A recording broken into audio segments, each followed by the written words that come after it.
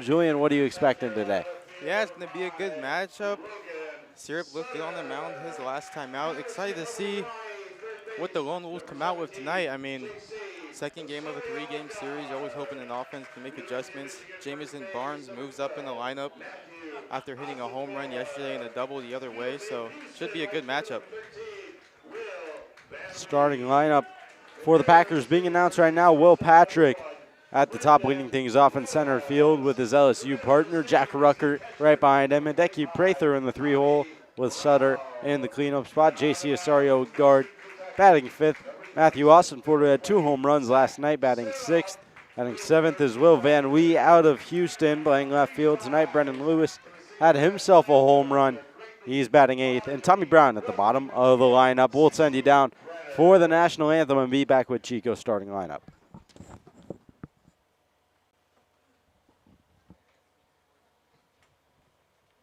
Oh, say, can you see by the dawn's early light what so proudly we hailed at the twilight's last gleaming, whose broad stripes and bright stars through the perilous fight o'er the ramparts we watched were so gallantly streaming. And the rocket's red glare, the bombs bursting in air, gave proof through the night that our flag was still there. Oh, say does that star-spangled banner yet wave o'er the land of the free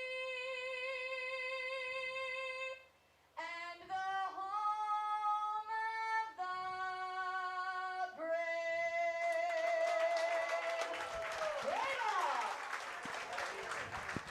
We are ready to go here at Rec Park.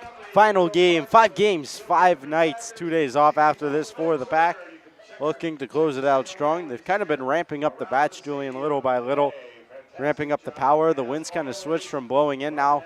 Today blowing straight out to right field, so the lefty batters should have an advantage. Look to see if that develops any further at the power of these bats, and we asked for them to kind of start hitting home runs and looking for them to hit home runs with runners in scoring position and on base and 2 solo shots last night. So maybe that's a change and another development coming into tonight's game.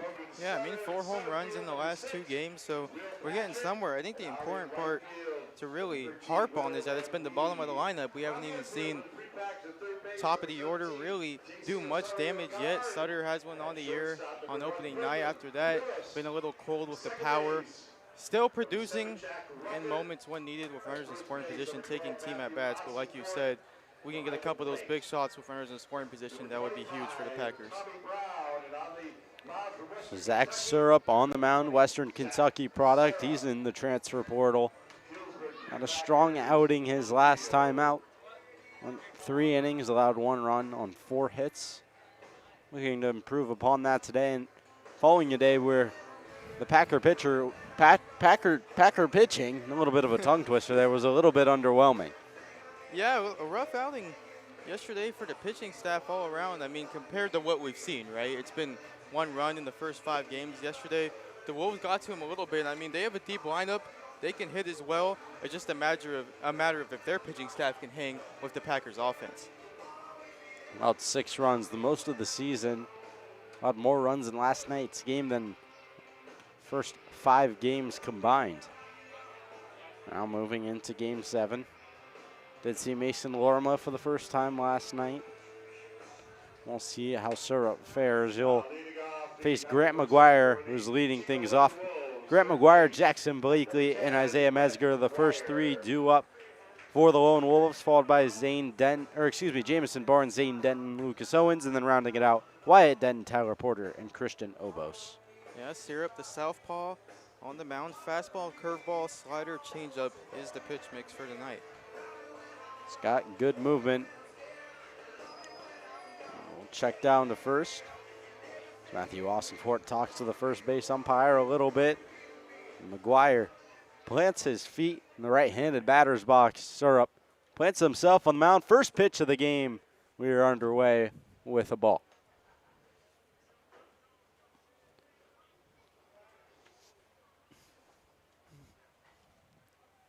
A 1-0 count early here. Syrup looking to attack. That one fouled away as McGuire gets a piece of it. Over the fence to the right of home plate. Count moves back to level at 1.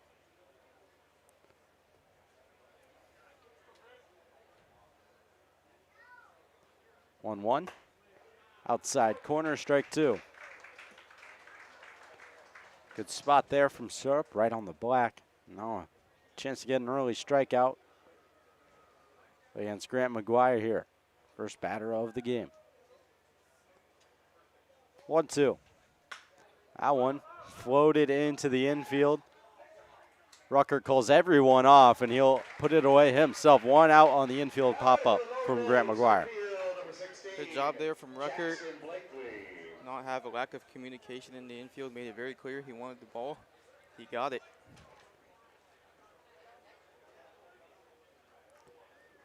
So now Jackson Blakely looking to find his way aboard.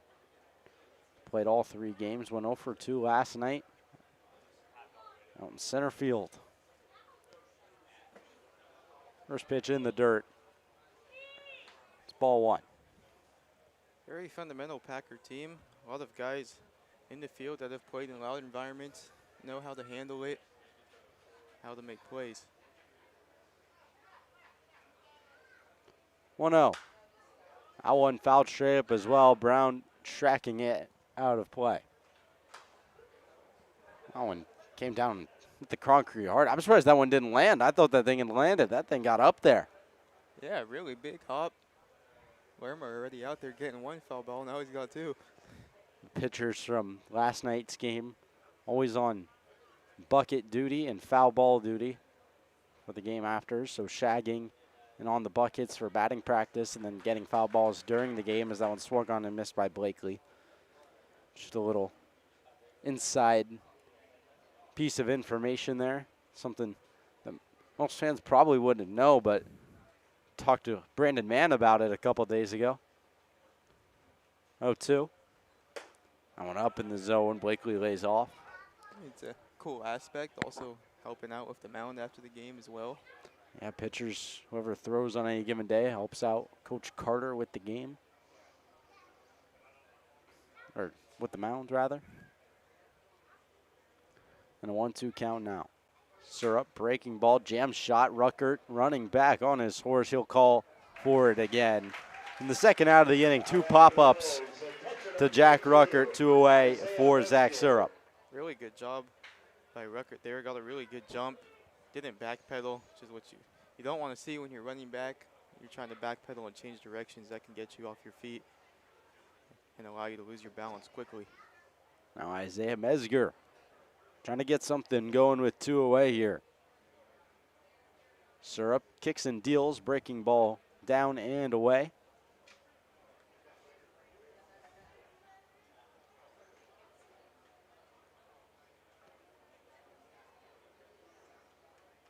Mesger behind the plate. 3 different catchers in 3 different days.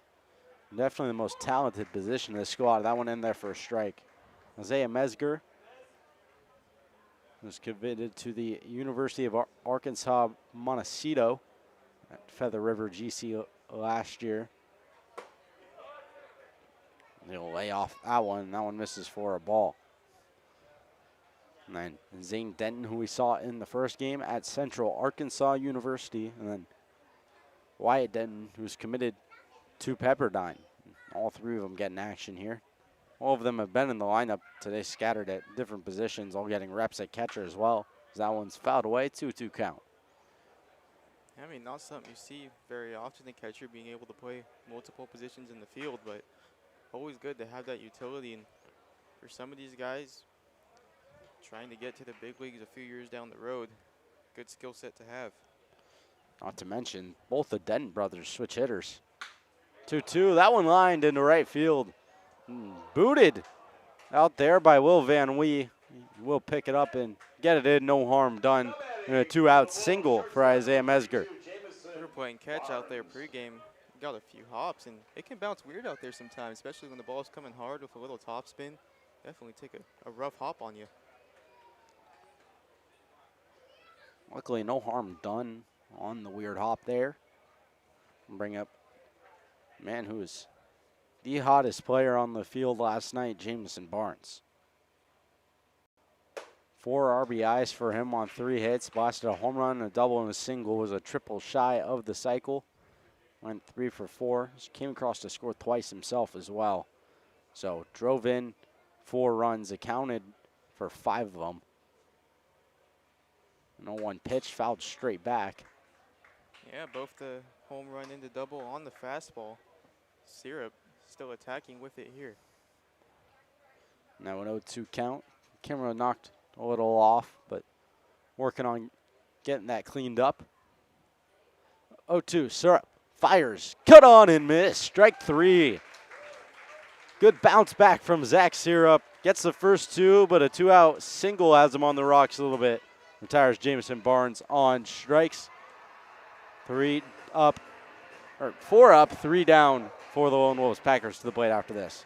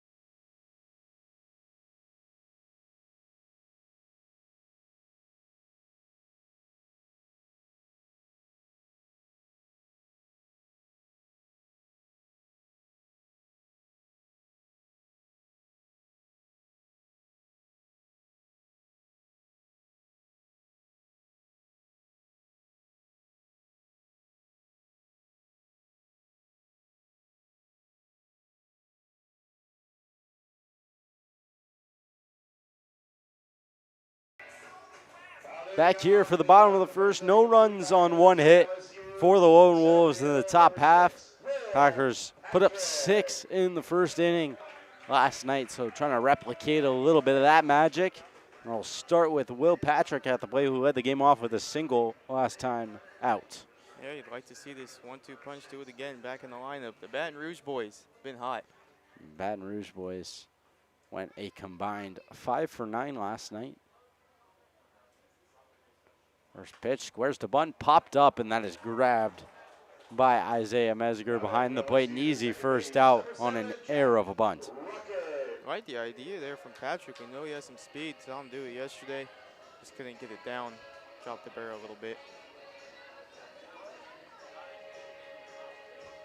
And that'll bring up Jack Ruckert. Kind of tough for the pack. They've been getting going off these top 2, setting the tone. See if Ruckert can pick up his teammate here. Ruckert came across to score twice, 3 for 5. See how he starts the game here. Jack Hanna, the pitcher on the mound.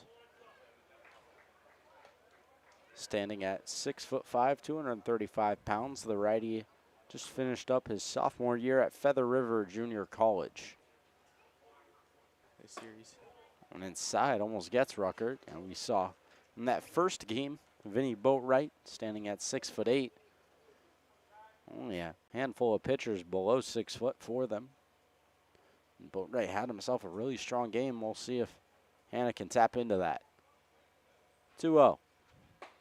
That one down the middle for a strike.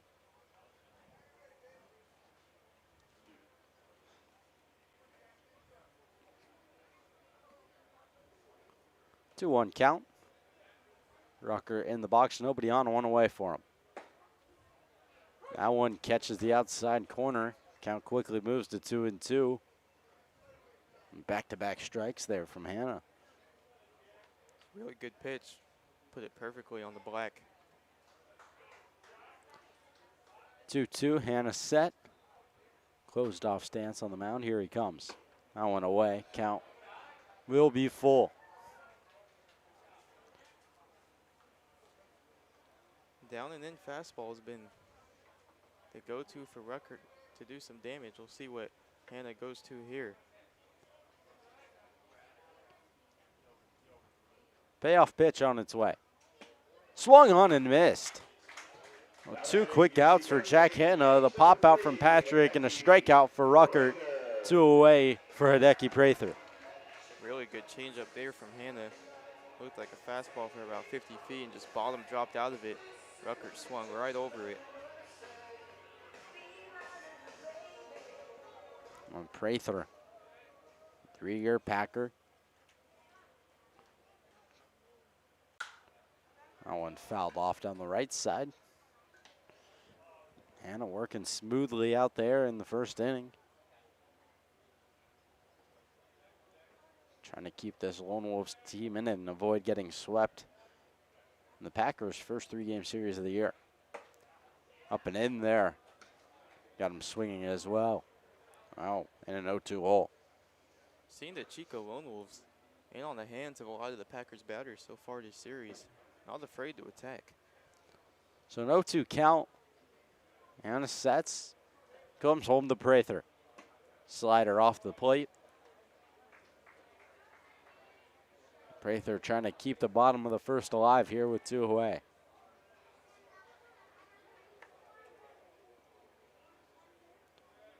One-two pitch. That one hit high and deep. Left field. 2 outs. Doesn't matter. Hideki Prather. Solo shot. Pack leads it 1-0. What a shot there from Prather. Took a lone in pitch. Almost hit some crossing traffic. Beautiful swing. Big swing from Prather, and the Packers lead it early on as they have all season long. 2-out shot. Prather gets Healdsburg on the board. And that'll tee up Logan Sutter here. Still 2 away, no one on. First hit of the game for the Packers is a big one. 7 solo shots on the season for the Pack. It's only been solo shots. No multi-run home runs. 7 home runs, 7 solo shots. The 0-1 misses inside. This umpire's loud. Yeah. Heard that clearly from back here. He said, no, that's inside. Almost sounded angry about it. 1-1 count. Sutter out of South Carolina. Also back for his 3rd year with the Packers as Hannah will step off. Yeah, 0 for 2 yesterday was pinch hit for in his 3rd at-bat. Known as Sutter Butter. His nickname is this one popped out of play.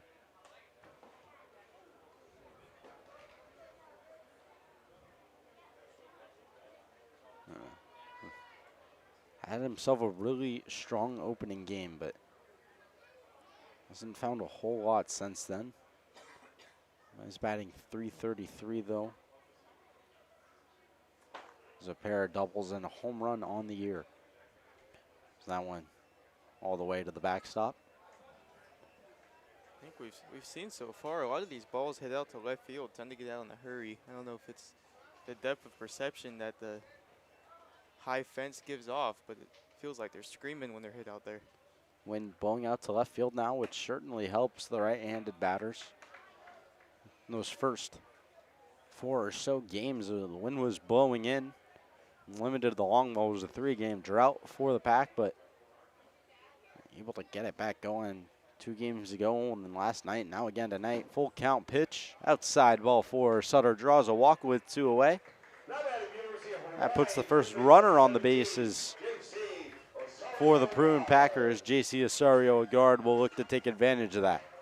Yeah, you said before the game today, feels like the wind has finally shifted a little bit these last couple of days after the first few.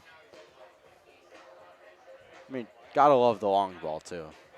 Always more entertaining to see the ball fly over the fence.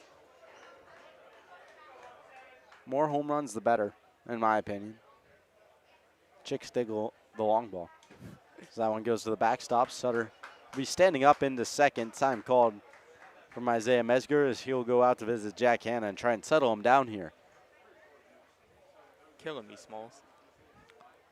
Sandlot. It's one of the classic movies. Really doesn't get any better. I mean, it was on the TV the other night, and I stopped what I was doing, just watched the whole thing through. Okay, to yeah, the there end you of the go. movie. I mean, it's impossible not to. All-time classic movie. I'm trying to think maybe of a reference we could compare Rec Park to the Sandlot, but I don't know. It's kind of tough. Kind of drawing a blank here.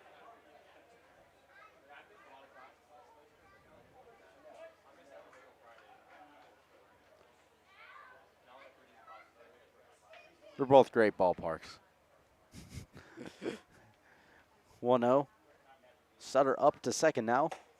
That one misses away to Osorio, a guard. The only thing I can really think of, there's a lot of trees around, maybe the tree house. Yeah, there you go. I like that. Kind of leaning over the fence a little bit. Just missing the beast.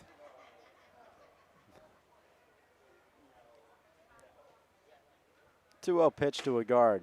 Low and away. 3-0 count.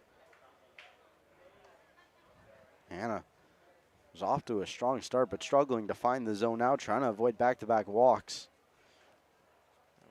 Seems to be a common theme after the Pack are able to leave the yard. Pitcher's afraid to come back and attack. 3-0. That one in the dirt. 4 straight pitches on the walk for J.C. Osorio, a guard. And now last night's player of the game, the team home run leader, Matthew Austinfort. Absolutely on fire. Last night hit the press box for number 1 and an absolute moonshot for number 2. We have the roof over our head, but I'm willing to bet that potentially got as high as the lights. Took a minute to come down. Well, he has some big pop in his bat. First baseman from Michigan. Came out of Florida in high school. He played for a couple of schools, was one of the most highly touted prospects in the country.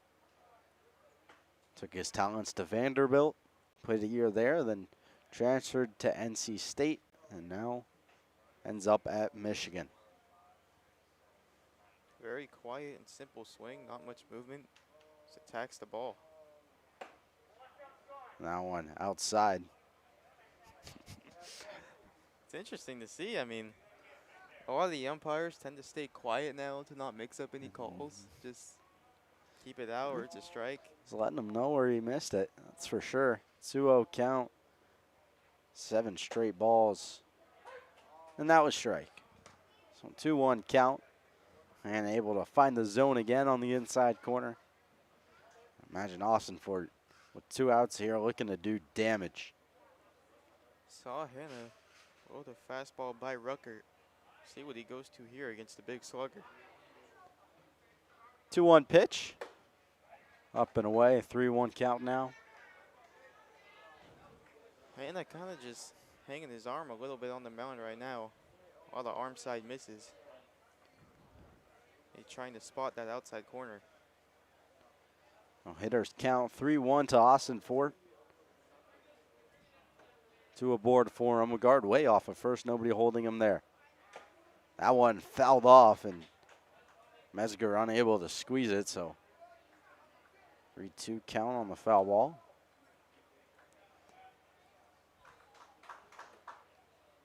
And full count here in a big spot. Chance for Matthew Austin Fort to bust this game wide open here in the bottom of the first.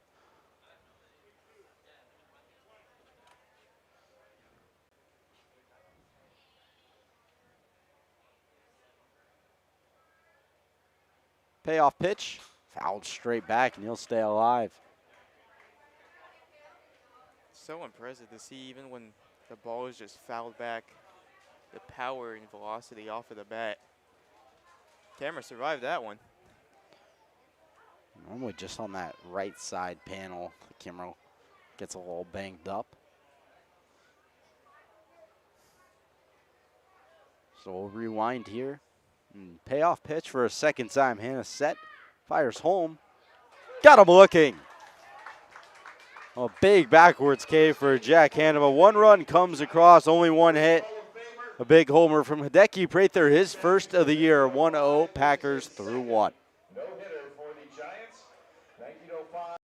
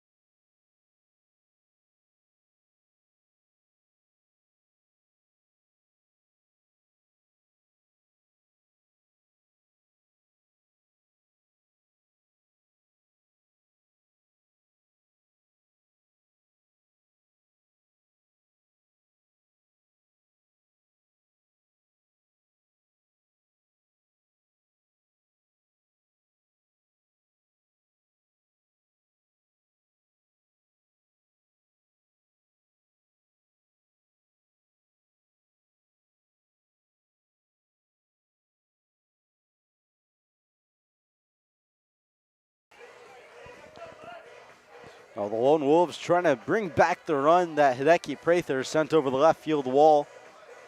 It'll be Zane Denton to lead things off for him. Playing right field today. Switch hitter, so on the right side of the box against the lefty on the mound. Zach Syrup up to his first inning, only allowing the 1 hit. First pitch. Soft liner over to third. Diving play by Lewis knocks it down, but no throw. It'll be an infield single for Zane Denton. Those top spinners have been giving Prune Packers third baseman a lot of trouble lately. Just bouncing all off the dirt, hard to read. I mean, they've been picking up on it too. We saw Ruckert yesterday at second, got a high bouncer, immediately started running back, and just nothing he could do. Now 1 aboard as Denton stands off first. Now Lucas Owens will take a first pitch strike. Owens from Butte Junior College hit leadoff yesterday. Did not have his best performance, 0 for 4 with a walk. And that one in there, a quick 0-2 count and a good response once again from Zach Syrup. Doing a good job of staying in the zone with runners on base, not letting it affect them, sticking to the game plan. 0-2 on its way. Fastball got a piece of it. Owens will stay alive.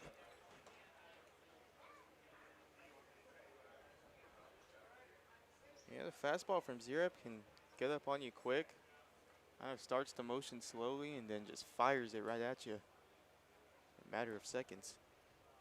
So another 0-2 count after the foul ball. Breaking ball slashed over, and that one picked up in foul ground by Austin Fort. You know, we see it a lot with the Packers staff, but really the repeatability and a lot of these guys' delivery is just so important. Able to consistently have one release point and throw multiple pitches off of it. 0-2. That one fouled off again. A good battle here from Lucas Owens, but Zach Syrup just unwilling to throw a ball. It's a tough lefty-lefty matchup. Owens can't do damage. Syrup throwing well. 0-2 yet again. Stalemate on the mound and at the plate, and that one finally popped up in the shallow left field. Lewis will be called off by Sutter, who will make the grab.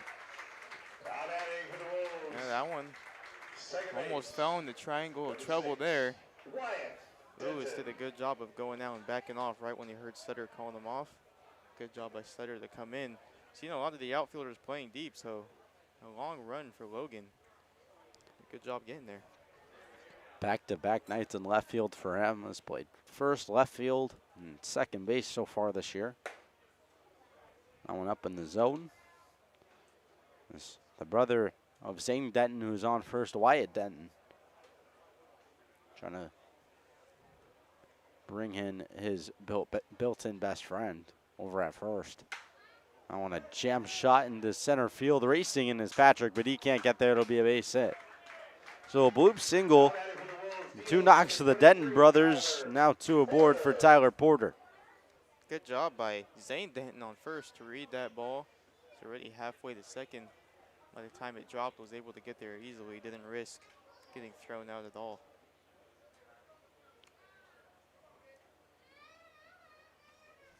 So 1 away here.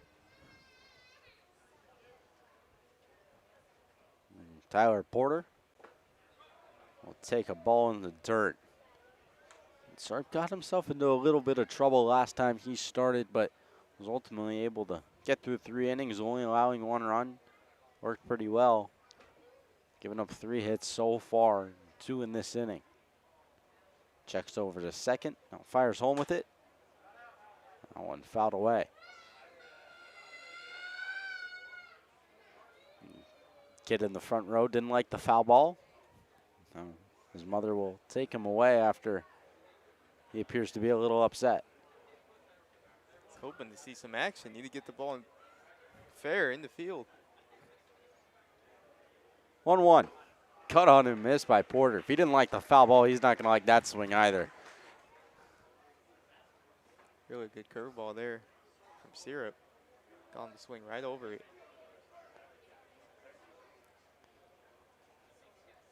1-2 count. Syrup looking for a big strikeout here with 1 away. That one rides above the zone.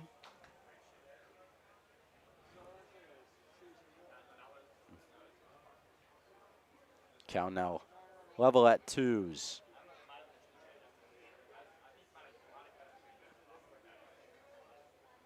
So 2-2 count. Syrup kicks and deals. That one hit well out to right field, but slicing well foul. We'll reset and do the 2-2 yet again. Good battle here from Porter. Looks like he's really trying to put it down that right field line. Both of his foul balls the other way. Syrup, the 2-2. Check swing fouled off. Don't know how he got a piece of that, but some job there to stay alive. Almost got a piece of his teammate Christian Obos on deck as well. Had a whole dugout kind of ducking there. Can be close too. You got to be careful with the ricochet depending on where it hits. Could come back and get you. That on deck circle was, especially with the righty at the plate and the splash zone. Not a very deep backstop.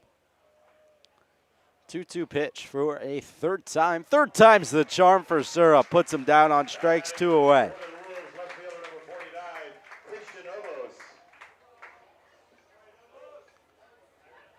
Christian Obos trying to pick up his teammate here after the big K from Syrup. 2 on, 2 out. Curveball's really working for him right now.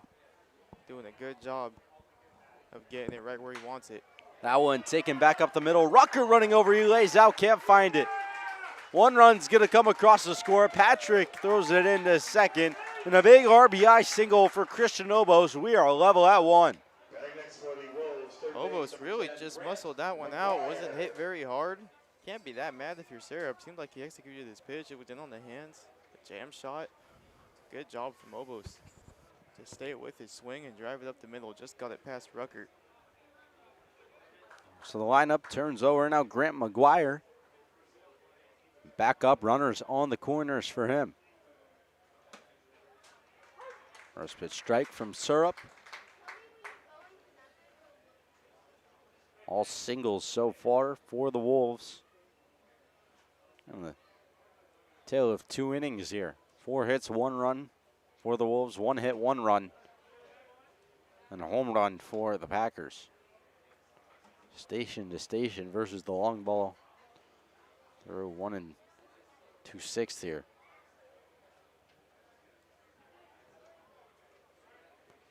A 1-1 count. Syrup, breaking ball, catches him with the sword. On 1-2. Lone Wolves not picking up on that breaking ball right now. Throwing it whenever he wants, and it's working. See if he sticks to it here. 1-2 count here, 2 away, 1 already across. Syrup fires. Fastball got him looking, strike 3. So Syrup only gives up 1, able to get himself out of the jam. Runners on the corners there, but 4 hits and 1 run across for the Lone Wolves. 1-1 the score through 1.5.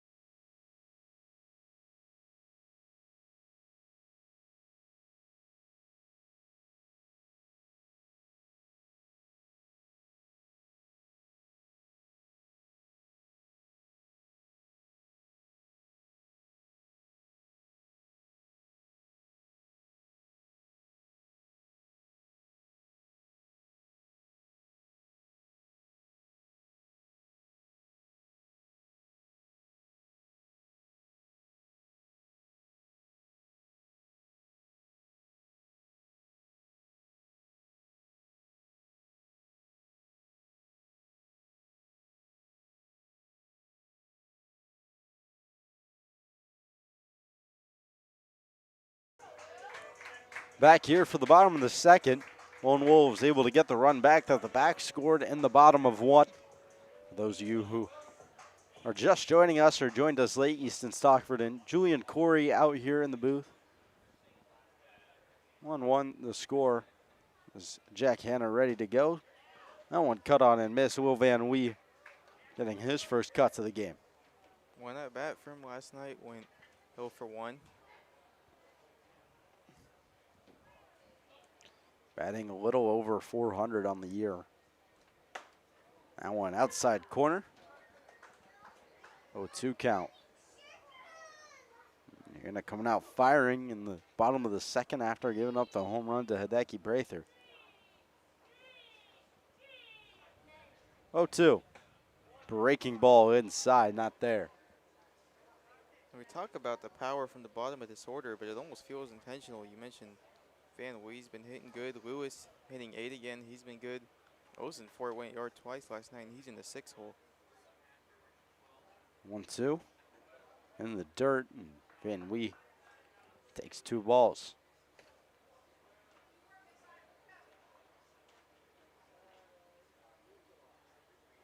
So 2-2 count.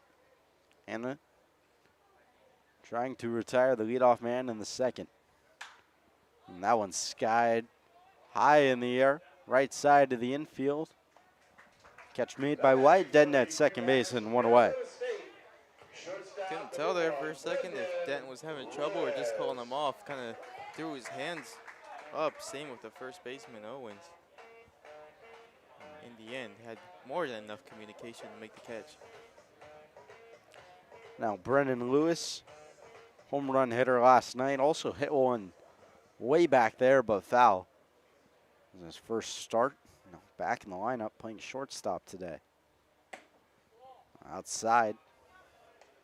Yeah, I mean, takes the first one to the deepest part of the yard in left center field, and the second one of the loudest balls I've heard hit so far. 1-0 count. That one hit hard up the middle. Tough play for Barnes. Jump throw across, and a nice play to retire the second out of the inning. Really smooth play there at short from Barnes. Read the ball all the way, picked it on the run, and of course made the throw. Well, Tommy Brown will step in. He has 2 home runs himself this year.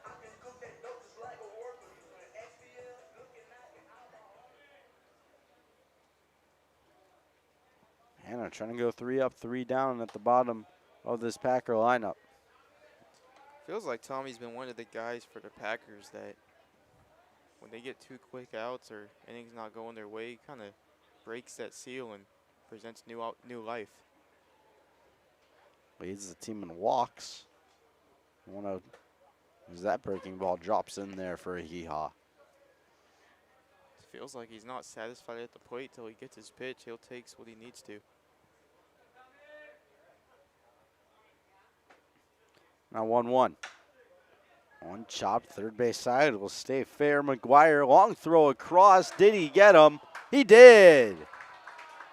3 up, 3 down for Jack Hanna. A couple nice plays in the field for the Lone Wolves. 1-1 the score. No runs, no hits for the Pack through the bottom of the second.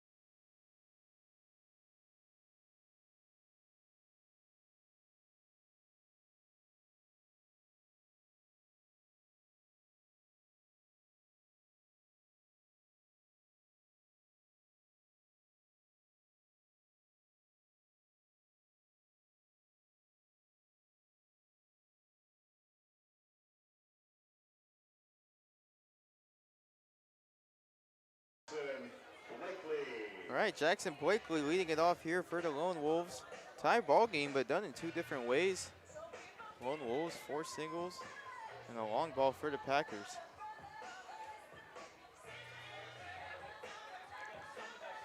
Sarap's got to find a groove out there. 4 hits, 1 run. This will probably be his last inning. He went 3 innings last time. Did a good job responding with a strikeout looking. Last inning to get him out of it. That one fouled straight back. Camera shifted a little bit on that one. Hopefully get it back up as soon as we can. Not the worst movement we've seen. Still a little bit visible. Yeah. Half the field cut off. Hopefully he doesn't pull the ball. Oh, Right as you say that, that one's foul. well, stop talking. Hook left. I mean, you've been hit or miss on your broadcast jinxes so far. Tommy Brown threw that one in the outfield, but McCoy, You know, recovered for you. That one went foul. All good. I don't believe in that stuff.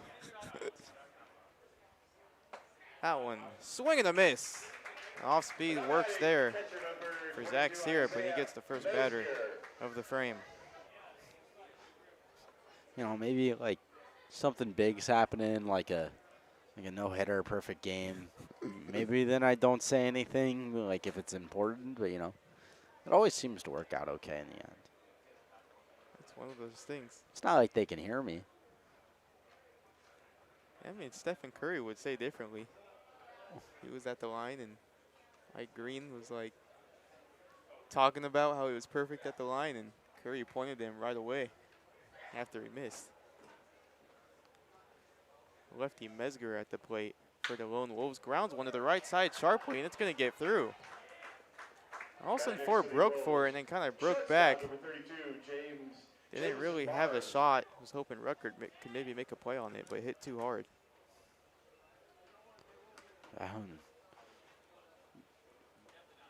On the mound, the Packers have just kind of looked a little shaky in these last now 8 innings of play. Or not 8, 10, 11, whatever. The last game in 2 innings. I should just stop trying with the math. You got the puns down, though. Yeah, the puns are good. The math's not. And that's why I have a headset on at the end of the day and not a calculator in my hand. Man of the evening last night for the Lone Wolves at the plate now, and Jamison Barnes down 0-1 in the count. Syrup delivers, check swing. Did he go? Yes, he did. Quick 0-2 here for Syrup. And that breaking ball has been working really well when he can get it down in the zone. Just having a hard time. He's hung a couple. He's left a couple off-speed pitches up as well. Just needs to try and locate the ball in places where it's going to be a little bit harder to hit. See if he can do it here. 0-2, fastball on the outside corner. He got him. Great pitch there to get Barnes looking. Yeah, that's paint there on that outside corner, and that's exactly what you're looking for from your pitcher right there. Oh, after a 1-out single from Mesger, gets another strikeout looking, second on the day. Zane Denton steps to the plate now, grounds one up the middle, a tough hop for Lewis at short, but he makes the short flip over to Jack Ruckert, and Syrup gets out of it. So one stranded for the Lone Wolves. Good job from Syrup on the mound. We're heading to the bottom of the third. Pack looking to regain the lead.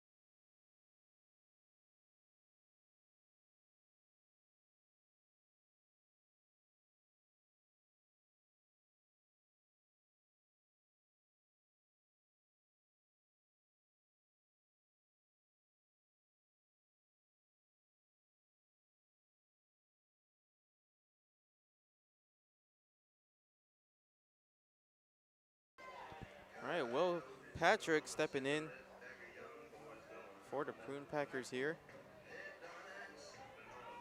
Popped out, trying to get on a bunt his first time at the plate.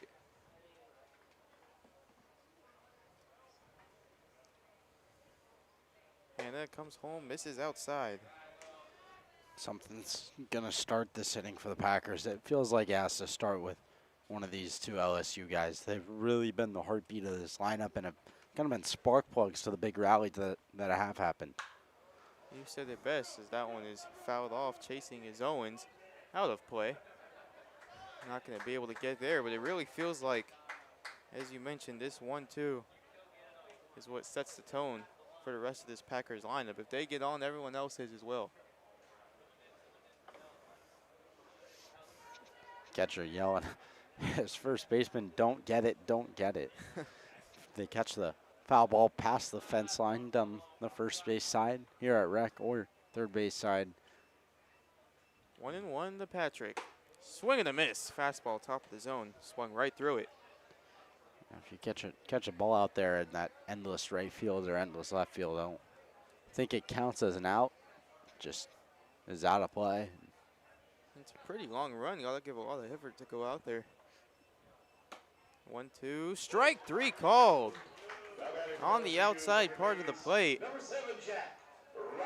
High in the zone, but he got him. Great pitch there from Hannah. So in back-to-back plate appearances, Will Patrick is set down. Teammate Jack Rucker stepping up to the plate now. Trying to pick up his guy, his roommate. Trying to start something here in the tie game. Talked a lot about the chemistry between these two guys. How they're able to feed so well off of each other. That one misses in.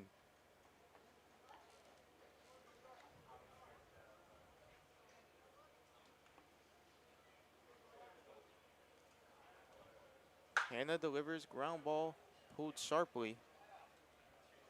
Hits off the fence. 1-1 count here to Rucker. Got the LSU cleats on, swinging the Marucci wood bat. Nice black painted barrel. This one fouled the other way. Rucker trying to make an adjustment after pulling the last one, just a bit late.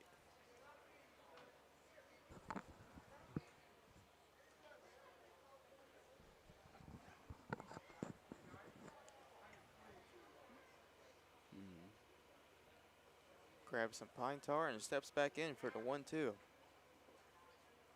Hannah gets the sign. Delivers outside.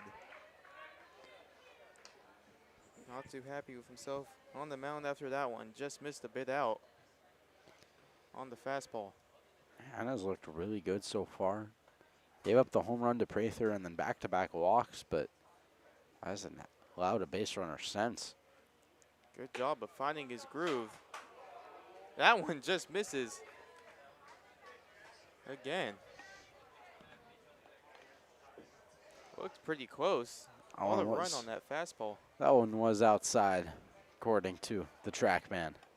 Really good eye at the plate from Jack Rucker, especially with that pitch kind of running off the plate a little bit. Count is full, 3-2. Rucker, ground ball, right side, past the diving Denton and in the right field for a base hit. And he's aggressive turn, trying to take two, a really aggressive turn. Slides into second and he's out. Trying to catch the Lone Wolves off guard there after the ball kind of died in the right field grass. A really good throw from Denton and right to get him out. Yeah, and just trying to get something going there and stretch a single into a double. That slow dying grass out in right field, but it almost seemed like he just hesitated a little too much. Well, Prother did it last time with 2 outs. See if he can do it again. Yeah, I mean, I like the aggressive approach. We've seen the Prune Packers try to be more aggressive on the base paths this year. So that one just misses out. Maybe a little too aggressive on that one. Seemed like he had made up his mind before he even rounded the base.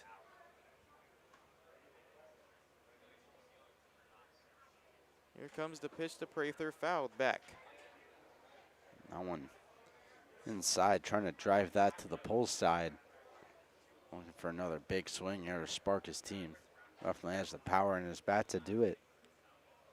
Wind not as strong, but still blowing out towards left field. 2-1 hitters count to Prather. Hannah delivers outside. There's these instances where Hannah's able to locate the ball in the corners and then just tends to yank it a little bit or miss arm side. See if he can come in on this pitch. Delivers to Prather, high fly ball. Fouled off. Denton has a beat on it and it just hits the roof. Hear the dugout yelling, it's in, it's in. Thought maybe for a second he had a beat on it. Now looking up, laughing a little bit. He's hoping that one would come down.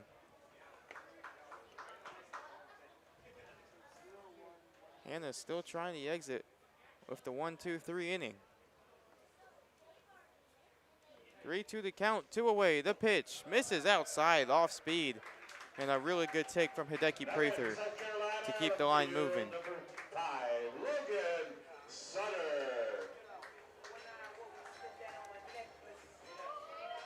Another good at bat. Even though maybe, aside from the homer earlier, the stick struggled a little bit yesterday for Prather, still putting up good at bats. Gets rewarded for it twice today. Logan Sutter steps to the plate. First pitch in the air, center field. Calling for it is the shortstop, Jamison Barnes, and he will make the catch. Out in shallow center. Oh, the Packers get one on, can't bring them home. Old Wolves coming to the plate, trying to take advantage of their chance to regain the lead. We'll head to the top of the fourth.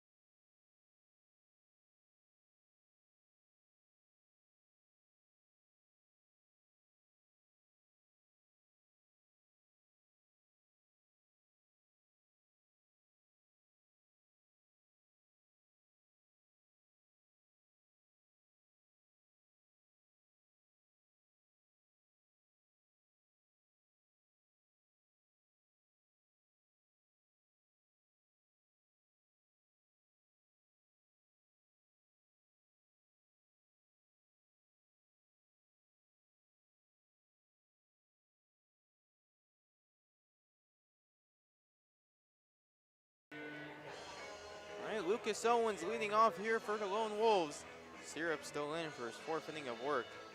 Allowed 10 hits, but only giving up 1 run. A good job of escaping the adversity so far. Don't think it's been 10. Our scoreboard's having some small issues. I'm counting what I believe is 5 hits and 1 run. Felt a little high. Score. I feel like the score would be a little higher. Yeah, I mean, 3 innings, 10 hits. I'm not really good with the math either, but I think at least 2 runs would have to come in for that to be possible. Here comes the pitch. Big swing and a miss from Lucas Owens.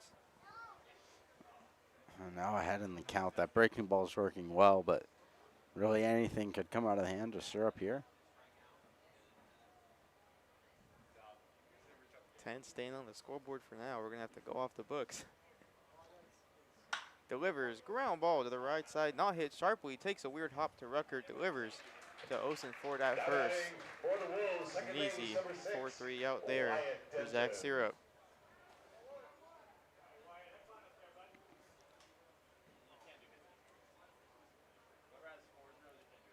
Wyatt then step into the plate now.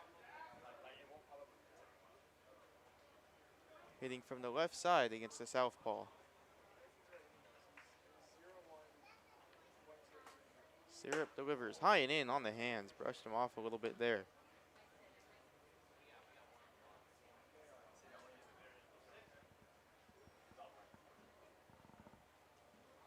Syrup gets the sign.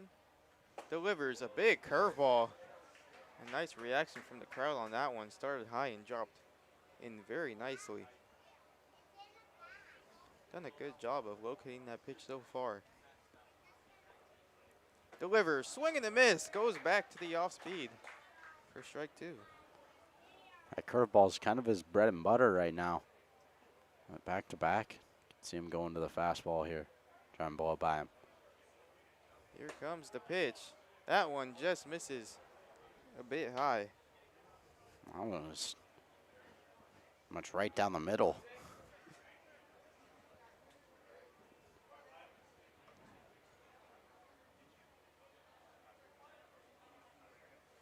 Syrup delivers. Blew it by him on the fastball. Perfect timing there for the hard pitch. There are a couple breaking balls, and he got him.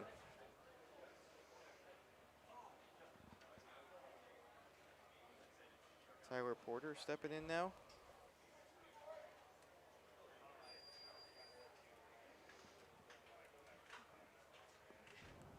DHing for the Lone Wolves today.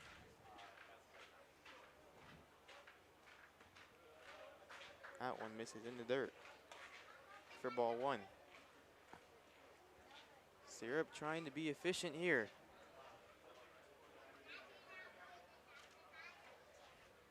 So 1-2-3 for Jack Hanna. Syrup trying to match it.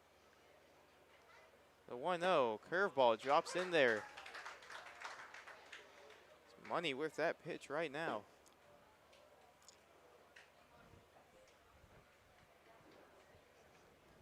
1-1 is the count, 2 away. Syrup takes a deep breath and fires. Same pitch, that one just a bit lower. Maybe hoping to get a swing there.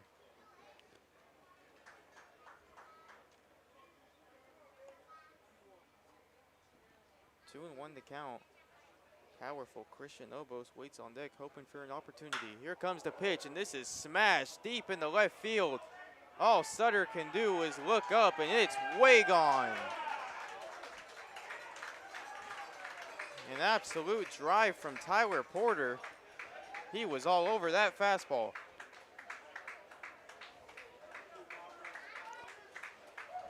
I don't think he needed any extra help from the wind on that one. Yeah, that ball was hit hard. Not often the Packers have been behind in a game in this season, but you're gonna have to respond to a little adversity here, which isn't something they've had to deal with yet. Syrup oh so close to a 1-2-3 inning, just left one down the heart of the plate, and Porter did not miss it.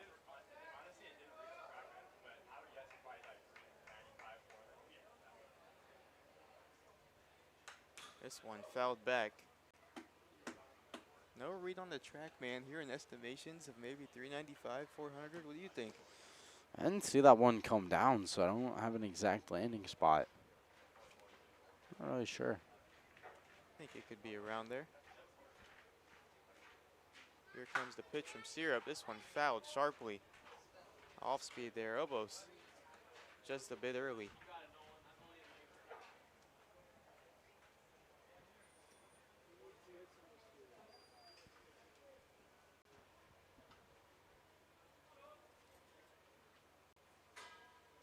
One-two pitch from Syrup.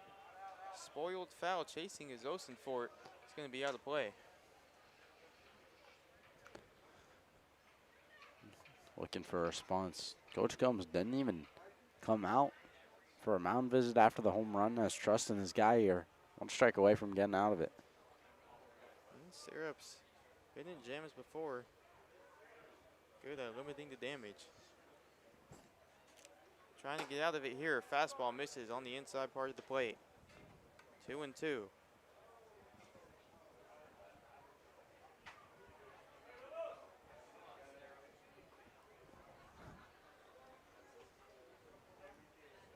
Two balls, 2 strikes, 2 outs. Syrup delivers that one in the dirt. Kicks in front of Tommy Brown. He's going to go pick it up and toss it back to his guy.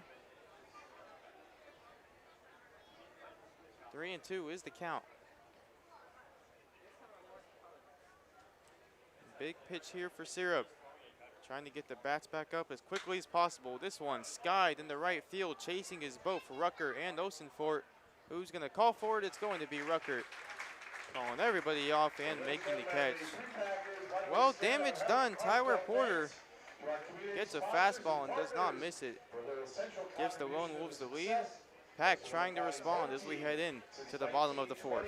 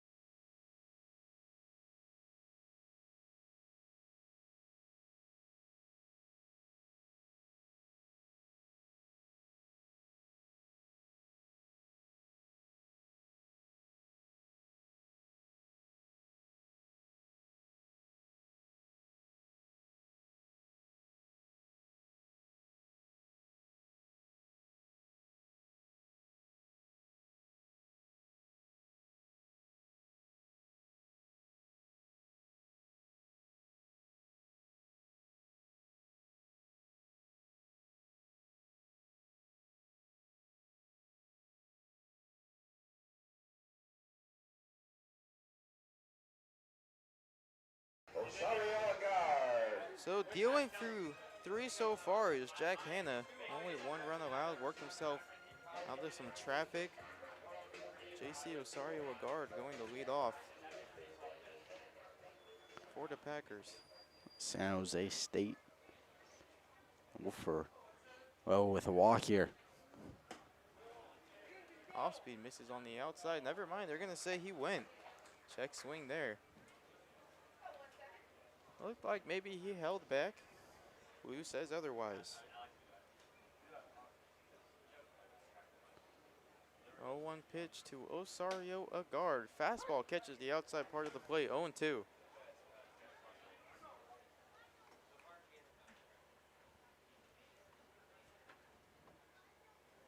Agard trying to stay in it and battle here. Here comes the pitch, fouled away. Ricocheted off the catcher mask of Isaiah Mesger,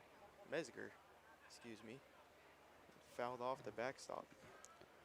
Trying to lead something off here. None of the leadoff guys have gotten aboard yet for the Packers in this game. I have that Z written down in Isaiah Mesger. Looks too similar to the R I wrote.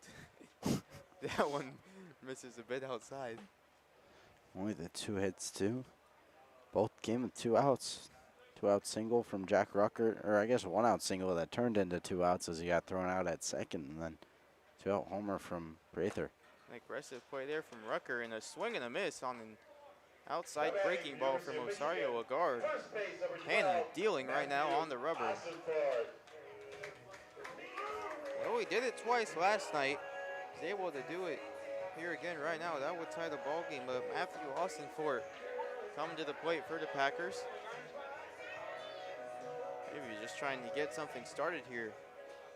Offense a little bit cold right now. Yeah, it's going to take more than 2 runs from the Lone Wolves to win this game, I'd imagine, though. Big aggressive hack there from Austin-Fort. Lowest run total in the game was 8 this year for the Packers so far. The game they won 8-1. This one lined in the center field. Blakely has a beat on it. A good jump, a good read, and a nice catch in center field. Houston, right field. Number 13. Oh, that brings Houston's Will Van Wee to the plate with 2 away.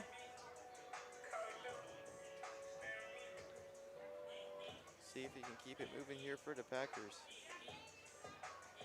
Good swing there from Austin-Fort. Fortunately, just found the glove. The way things are going right now for the Pack. Here comes the pitch from Hannah.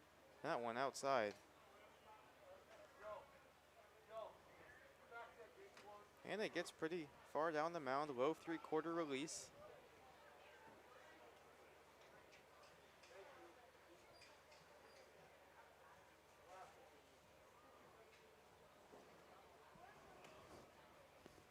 Steps back on the rubber here.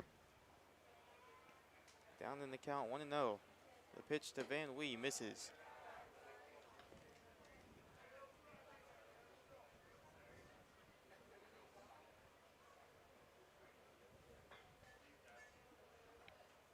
Wee, batting gloves on and batting gloves in the back pocket. Maybe a sliding mitt. All bright red. Houston colors there. Representing his school in the Lone Star State. Fastball catches the corner. 3-1 to count.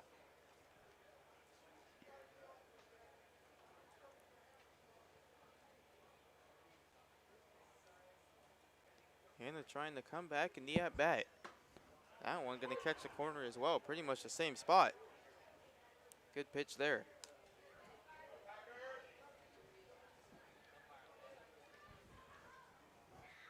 Crowd trying to root the Pack on. Get something started here.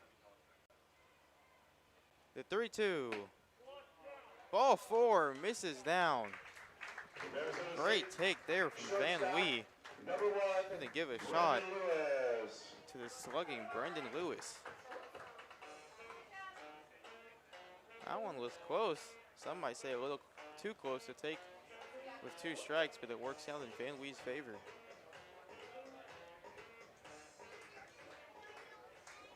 Oh, Brendan Lewis stepping to the plate now. Runner on first, 2 away. This one lined back up the middle. Going for third is Van Wee. The throw in from Blakely's not in time. A bit offline. Van Wee goes first to third. And Brendan Lewis delivers with a single up the middle. Feels like it was only a matter of time.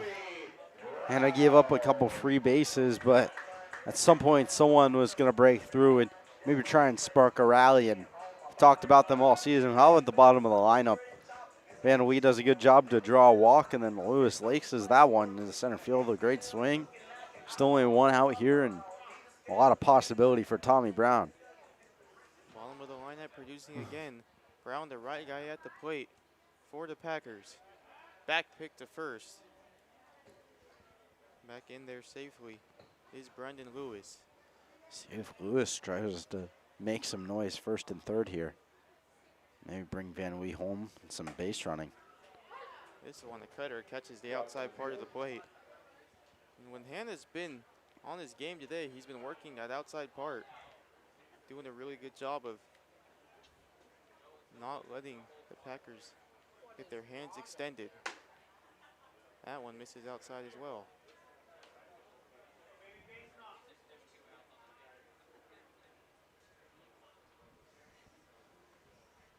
Two and one hitters count for Tommy Brown. Here comes the pitch. Misses high. Well, a walk here would load the bases for William Patrick. He's been great so far for the Packers. Ty Brown been real patient at the plate. Really waits for his pitch. Doesn't strike out a lot. Doesn't swing and miss a lot. 2 away, first and third. 3-1 count. Hannah delivers. It's a ground ball. Slowly, the shortstop Barnes throws across the diamond. And in time. That one not hit very hard. A really nice play from Barnes to keep the lead on the side of the Lone Wolves. So the Packers almost respond, but strand 2. Lone Wolves trying to capitalize in this next one. We'll be back for the top of the 5th. Highlight these great young athletes.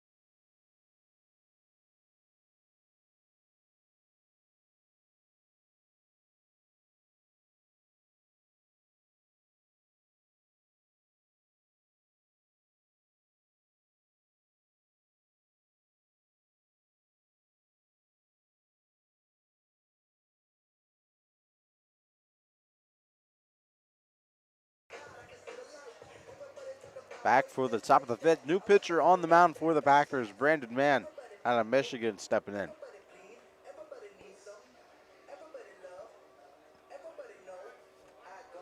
2-1 the score. Top of the lineup. Leading things off, Grant McGuire will try and welcome in Brandon Mann nicely. Trying to add on to this Lone Wolf lead. Breaking ball drops in there, strike 1. Really good job by Hannah to stay up in his plan the last inning. Work out of it. Nice play at short by Barnes as well. A 1 count. That one just misses.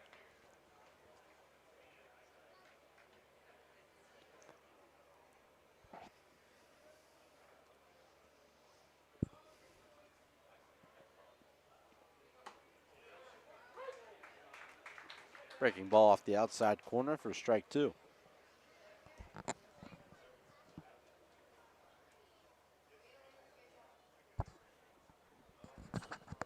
So 1-2 count now for Brandon Mann. Another breaking ball. 3 curveballs, 4 strikes. And Brandon Mann gets the first out of the inning via K. I heard him talking after his last outing. He just kept harping on how that slider was working for him. He's like, it was so nasty, I had to keep throwing it. Has been loving that slider. 3rd appearance for him. Jackson Blakely at the dish. On inside, strike 1.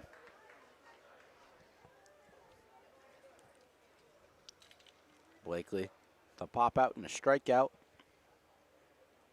Trying to turn his fortunes around. 1 just misses. Almost right down the middle, according to the TrackMan. Basically caught the middle square of the 9-part zone. And a 1-1 count there. Now Brand will fire one in. Gets a swing and a miss there, and that slider, like you said, is just looking a little unhittable right now. Seems to have been a bit of a tight zone out there today. Brand doing a good job of working what he's got. 1-2 heater almost gets him. Blakely able to get out of the way. 2-2 count now. I'd say behind 2 strikes, maybe wear that one, but don't know that I want to wear anything coming out of the hand of this guy. It's a power fastball. It's plus plus. Definitely leave a mark. 2-2, slider in the dirt. Count moves to full. It's really tough in the plate when you get a pitch on the hands to just leave that pitch outside. I want to swing at it, try and make something happen, especially that caliber of a slider. A good job there by Blakely to let that one go. Payoff pitch. Breaking ball in there, strike 3. Got 2 looking, and the Manimal is rolling on the mound. Gotta give it to Jackson Blakely. Thought he had to walk through the bat right away. Maybe trying to change the call up. Don't know if that one was in the zone or not. Seems like it was. Really good pitch there from Brandon Mann. So 2 up, 2 struck out from Brandon Mann. Now Isaiah Mesger's 2 for 2 today. Trying to turn his team's fortunes around here in the top of the 5th. Still holding a 1-run lead. A 1-0 slider again in there for a strike. It's really just such a phenomenal pitch. If there's a lefty in the box, it works as a backdoor slider. Righty in the box works as a front door slider. Buckles him either way. Going it for strikes too, not swinging misses. 1-1. Heater outside corner, 1-2 count. And he does that, comes with the heater with run. How are you supposed to touch that? 1-2 pitch. Man is a humming on the mound. Kicks and deals. Good night. Slider in the dirt. 3 up, 3 struck out for Brandon Mann as he puts it in cruise control right out of the gates. 2-1 the score, no hits in the 5th for the Wolves.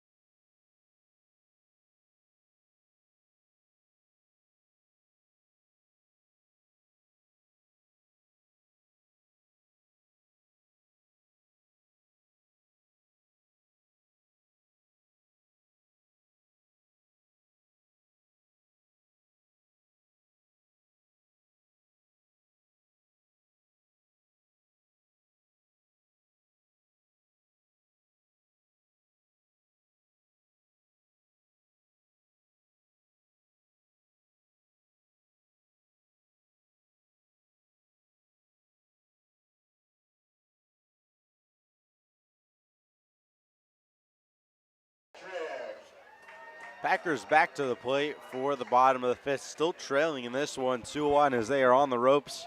As late in the game as we have seen this year, they will have the top of the lineup working Will Patrick to start things off, but 0 for 2 on the day. New pitcher on the mound for the Wolves. First pitch breaking ball outside. It's Aiden McNabb out there. McNabb, Butte Junior College. A rising junior, right-handed arm, 6'2". 1-0, big swing and a miss there from Patrick. And that'll level the count out. Really phenomenal job from Jack Hanna tonight. Pitching out of his mind, worked out of some jams. Really fun to watch. Went 4 innings, 1-1. One up in the zone. 4 innings, only allowed 2 hits. 3 hits rather, and 1 run. It's probably the best outing we've seen from anyone. Maybe Vinny Boatwright in the first game against the Lone Wolves, but a really competitive outing for him. That one misses away, 3-1 count. I mean, we've seen the Packers really take advantage of bullpens late in games, but I mean, you said it best. This is the latest they've been down in the game, so you don't want them to press. It'll be interesting to see how they respond. 3-1 pitch, up and in, almost got him, but Patrick will draw a walk. That'll tee up his LSU roommate, Jack Ruckert. Well, it all started with the boys from Louisiana. See if they can get it going here for the Pack. Well, they probably come up with a couple nicknames for the two of them. The Tiger Tandem, Ooh. the Bayou Boys, the Baton Rouge Boys. Tiger Tandem. I like that one a lot. It's a good one. 2-1. Ruckert squares the bunt. He'll pull back. That'll be the first ball. McNabb struggling to find his own a little bit right now. And this is where the Packers have really come through, is when facing these bullpens. Trying to do that here. 1-0 count. Oh, an outside corner, catches a piece. Really just been taking advantage of a lack of command is what the Packers have done. You see a lot of guys facing a lineup like this try to overthrow, hit the ball out as hard as they can and blow it by him, and it leads to wild pitches, 390 feet, and sometimes mistakes the Packers are able to take advantage of. 1-1. Up in the zone, that one misses. Count 2-1. I know the zone has been a little up and down today, but the Pack have done a good job of understanding it on offense and taking the pitches they need to. 2-1 count now. Patrick off of first. That one slashed foul.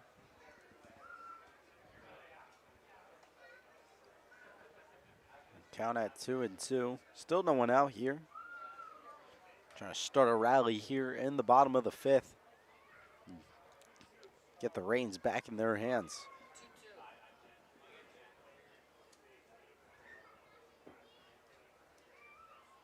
Deuce is here. McNabb set. Patrick in motion. Throw down to second for Mesger on a short hop. Can't get the pick. Now Patrick advancing to third.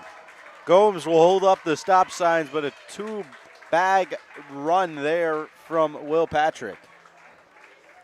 Just like that, inning flipped on its head. A matter of a second. Haven't seen too many opportunities for the Packers to put pressure on the defense and steal bags today. Finally, we're able to do it there, and runner on third with no outs. Infield creeping in here. Anything in the air to the outfield would likely score the run. 3-2 pitch. That one hit high and well into left field. Underneath it is Obos. He'll make the grab. Here comes Patrick. Long throw from Obos in, but not in time. And the Prune Packer is able to tie this one back up. We are back level at 2 in this seesaw battle. Veteran at bat there from Jack Ruckert. Took a fastball on the outside part of the plate. Just left it there. More than deep enough to left field, even with the strong arm of Obos. Looks like we have some funnel cake being passed out to our right by our boss, Natalie.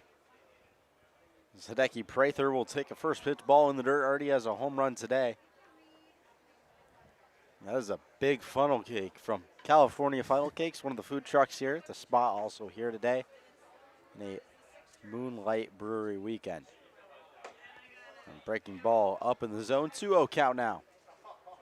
Definitely a lot of food adventures we've seen up here. Looks like we're getting some more for the analytics team to our right. 2-0 pitch up and in. Now a 3-0 hitters count for Hideki Prather. Oh, we're getting some treats down here. I'm not sure what this is, but it looks pretty good. Wow. As Prather lines one into right field for a base hit. No outs, one across. Prather reaches on a single. We have ice cream up here in the booth. Does life get any better than this? Great swing there from Prather on a 3-0 count. Had the green light and took it the other way. And the ice cream's still coming.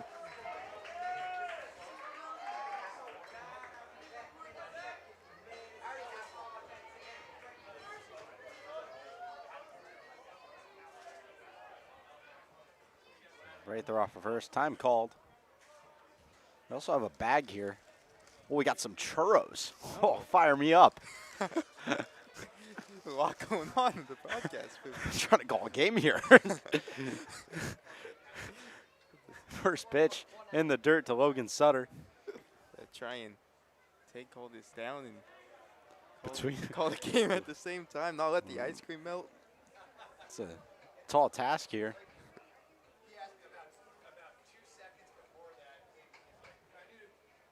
First pitch in the dirt to Sutter. He'll foul that one away. Still no one out here. Rather, just the one out on the sac fly from Jack Rucker. You probably said that. I'm awfully distracted right now. We got a lot of really good-looking food in front of us. Oh, yeah, I was just about to say, didn't even get a chance to write Prather's single in the scorebook. There's a lot going on up here. 1-1 pitch, up and in, that one misses. Huge shout-out to California Funnel Cakes, hooking us up tonight. I mean, churros, too. This is amazing. Go get yourself a Prune Packer pulled pork patty from the spot and some funnel cakes, some ice cream, some churros, whatever you want from there. That one cut on and missed. 2-2 count now for Logan Sutter. But always awesome food trucks out here, whether it's one of those two. The spot's been out here 3 days in a row now. And they've been awesome, super friendly people. Go check them out. Those Flippin' Tacos is a frequent visitor. The worst, and on the move is Hideki Prather. That one framed for a ball. Prather in there easily. So he'll take a free 90, no throw, and now a full count for Logan Sutter. Not even an attempt there from Mesger behind the plate. Really good jump from Prather. Picked up the cadence of McNabb on the mound. Left before he even picked the foot up.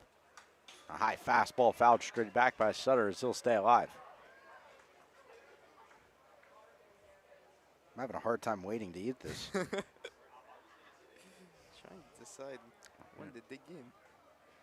You know, have to wait till between innings.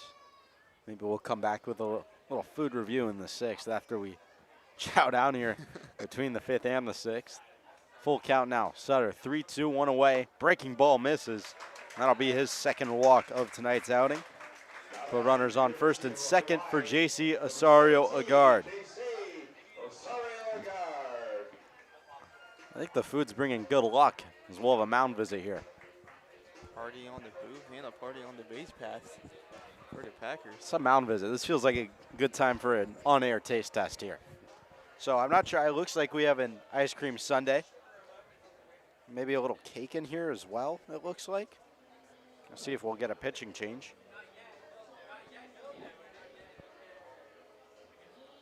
Definitely an ice cream sundae. Very good. I don't know what this is on the menu, but whatever it is, I would recommend you go get it. Wish we had a camera up here to show you guys what we're working with. But little ice cream sundae, very good. 10 out of 10, as always.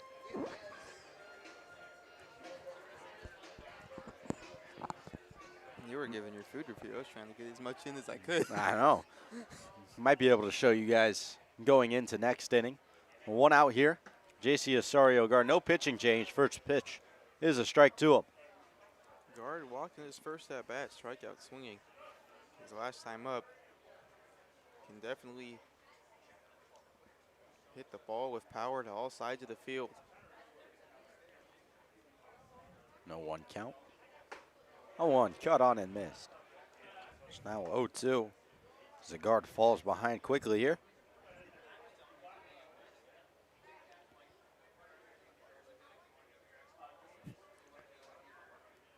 No 2 count.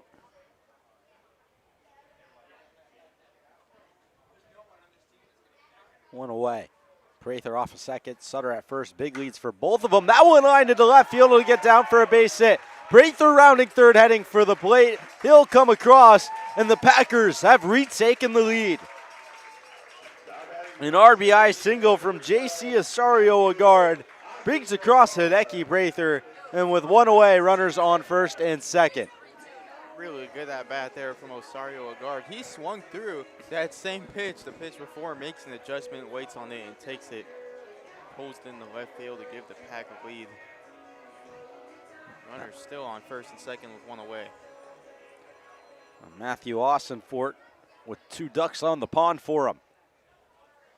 He's been pulling the ball, that wind blowing out to right field right now. If he can pull in the air, it's going to fly. Sutter on the move over to third. Throw over from Mesger, not in time. Logan Sutter putting on the afterburners. He takes a stolen base. Now runners on the corners in a much different looking situation. I mean, McNabb on the mound, not even checking the runners. Kind of the same pre-pitched routine every time, and the Packers are taking advantage of it right now. Sario Guard does not have a stolen base. We'll see if he goes here. A handful of Packers who hasn't really moved a whole lot on the bases just yet.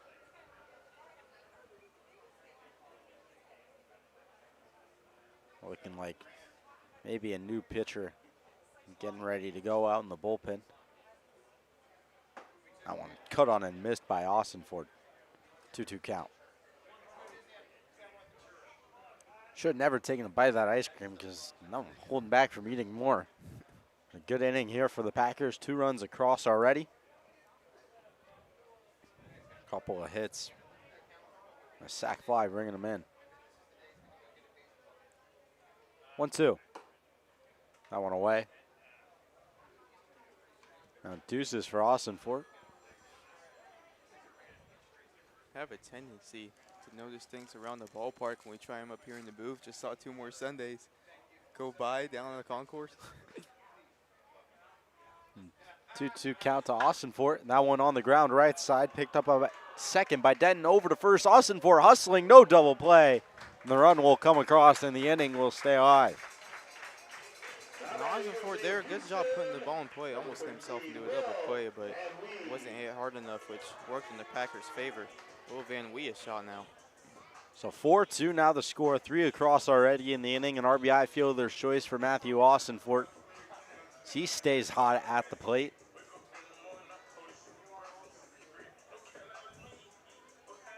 Austinfort is 8th RBI of the year. Now tied for the team lead with Logan Sutter and Cade Campbell. That one chopped up the middle by Will Van Wee. Picked up and stepping on the bag is Jamison Barnes. So that will retire this side, but a big inning for the Packers. 3 runs across on 2 hits. A sac fly drives in 1 as well. 4-2 the score as we'll head to the 6th. Pacific Empire League schedule. The West Coast Kings Tuesday and Wednesday 6 o'clock games.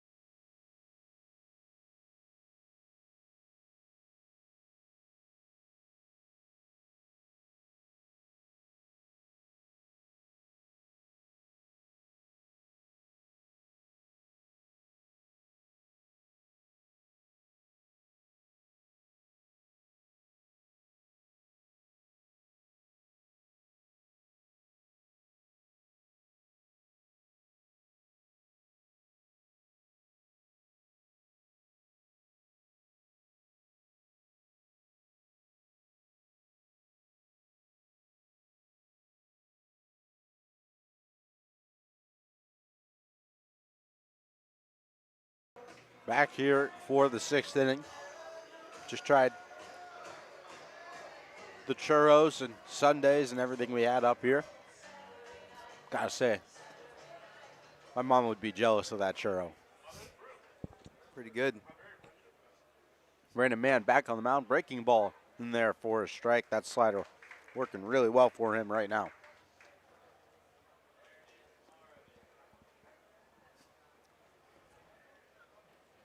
4-2 now the score. Jameson Barnes, man at the plate, and that one swung on and missed.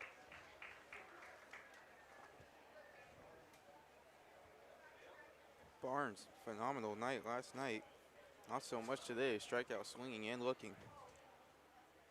0-2 to him now. That one chopped over. Picked up by Lewis. Long throw across, but in time for the out. Seeing the shortstops for the Packers be really sound defensively. Campbell had a good season so far, and Lewis been picking it out there. Yeah, not a bad option. Out there at short, Cade Campbell and Brendan Lewis, both really strong defensively. You saw Lewis play third base yesterday as well and played it well. A lot of versatile guys who can play a lot of positions. That one in the dirt from Mann. 1-0 count now to Zane Denton.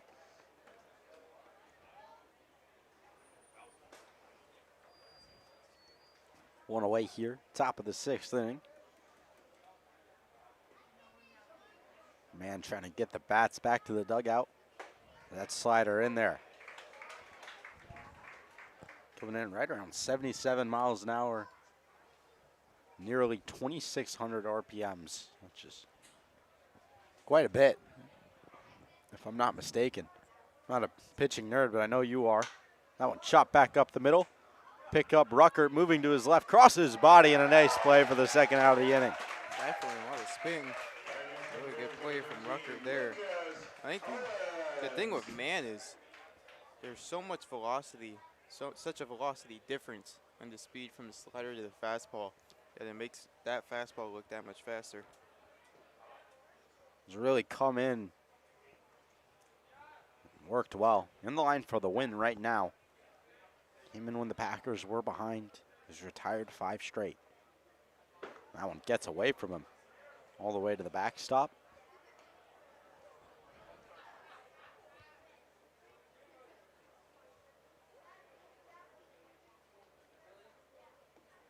Lucas Owens, the left-handed bat at the plate now.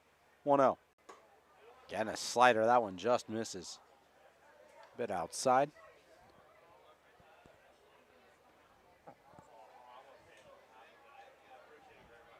2-0 count. First time Mann's been behind. Feels like all year maybe. That one misses 3-0. Well, I was going to say, before the at bat, Mann feels like the guy that when the Packers have needed strikes, he comes in and throws them. But not showing it here. 3-0 count. That one catches the zone for a strike, so he battles back. 3-1 now.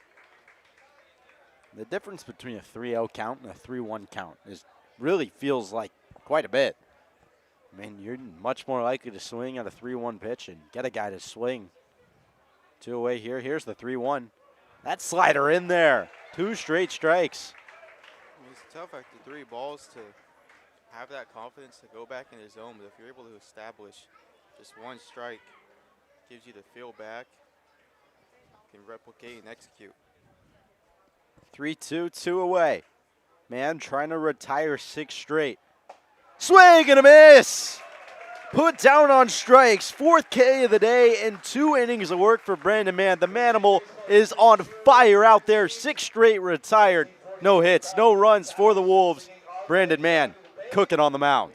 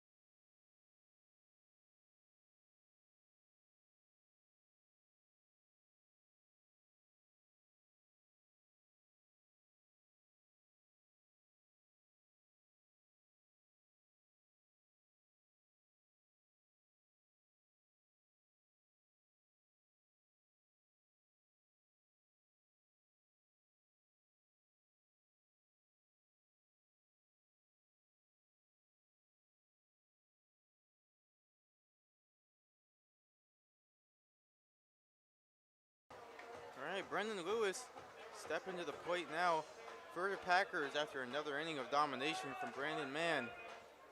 Packers trying to build some momentum here off the last few innings and keep it going. All right, guy at the plate to get things started. First pitch in there for strike one. Tommy Brown talked to him about how he kind of serves as a double leadoff in this lineup. He's on deck, too. Not a bad place to start off the inning. A 1-2 punch from Arizona State. Getting the job done when they've been in the lineup together. That's a big swing from Brendan Lewis. And a miss just on top of that one. He was trying to put that ball very, very far away. 0-2 is the count to Lewis. Slider on the outside, got him swinging. Really good pitch there for Maiden McNabb to retire the leadoff guy for the Packers.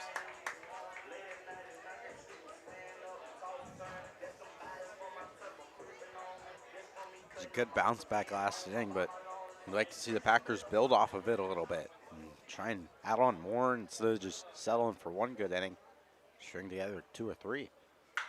This one lined sharply but foul. I mean, we saw with the Packers early on in the season when they were able to create traffic is when they were at their best. And a little bit of a struggle to do that today, but when they did, they stole bases, they put pressure on the defense, and it worked in their favor.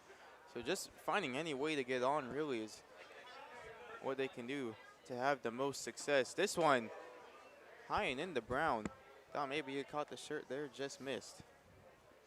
And the real key to success has been creating chaos on the base paths and putting pressure on the defense, which they really haven't done a whole lot of today. That one fouled back. Yeah, it feels like every inning they score, they took advantage of an extra 90 feet somewhere. Outside of the occasional 2 or 3 long balls, maybe 1 or 2 a game, most runs come off of pass balls, maybe errors, fielders' choices, a couple sack flies, and just team at bats and putting pressure on. A 1-2 to Brown. Fastball on the outside. Just misses a bit low. Mesger popped up on that one. Thought he had him. That one was a couple feet down from the zone per our track man. Lone Wolves doing a good job of trying to sell the umpire today. 2-2 pitch. Ground ball the other way. Takes a weird hop, a spinning throw from Denton at second, and it's dropped at first from Lucas Owen. Tommy Brown beats it out. Looked like he was in a little bit of pain there after the fact. Stays on first. It looked like a pretty routine ground ball there for Denton at second, and kind of hit the lip in between the grass and the dirt. Sped up a little bit, sped him up. Made a nice spinning throw. Just couldn't make the play. And that's, again, putting pressure on the defense. Not the greatest swing by Tommy Brown, but runs it hard through. Big jump here. Was thinking about going, didn't. William Patrick at the plate for the Packers. Walked in his last at bat.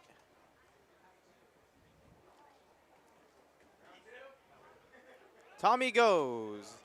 Not even a throw down. Pitch in the dirt. Steals it safely and easily. Once again, the Packers just taking advantage of McNabb being in the rhythm. Not even checking over to first. Not holding guys on at all. Big 90 feet in this ball game as that breaking ball misses high. I mean, it's really interesting. This game is not at all out of reach for the Lone Wolves. And like we've been talking about for the last half inning, the success comes from when the Packers steal bases. You think maybe they would try to exploit that a little bit. That one to the backstop. Karam's off the wall. The throw down to third from Mesger. Not in time. And Brown swipes another 90 feet on the pass ball. Tommy Brown's made his way to third by literally just running.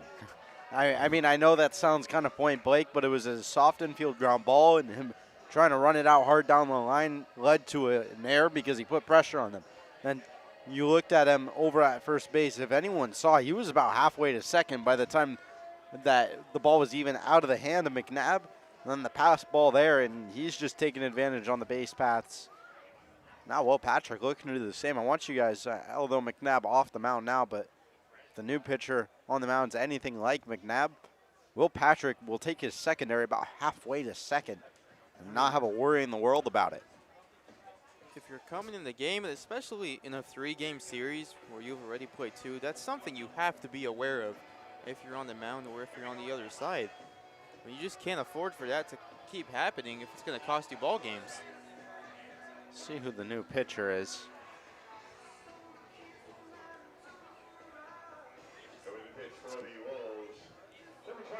It's going to be Nathan Brown. He's a righty sophomore, also from Butte Junior College. A lot of players from that junior college program.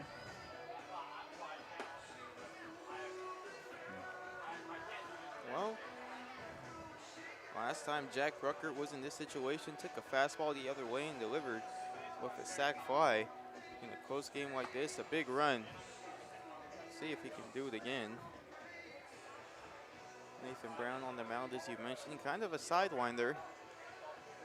Closed off stance. Comes back over. Actually, an old teammate of Tommy Brown's. Went to Granada. Brown over on third right now in his sophomore year. Brown just coming off his freshman year. So 1 year separated. Tommy Brown probably caught for him.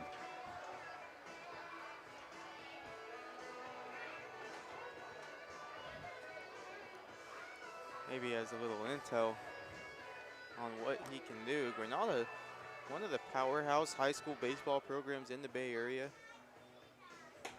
Consistently finding themselves in the NCS playoffs year after year. One of the Granada teams that Tommy Brown was on went undefeated. Perfect 39-0 season. He was a big part of that success. A couple of really strong players, a lot of Power 4 guys. I believe 4 Power 4 guys came off of that team. Several other to the mid-majors as well. So a lot of talent pumped out of Granada. We'll see if Nathan Brown is able to pump some strikes in here and try and get out of a 1-out jam. Jack Ruckert, California dreaming to break this thing open for the Packers. Takes the first one inside.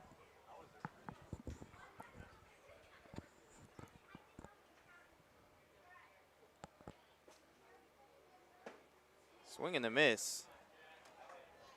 Nice pitch there from Brown.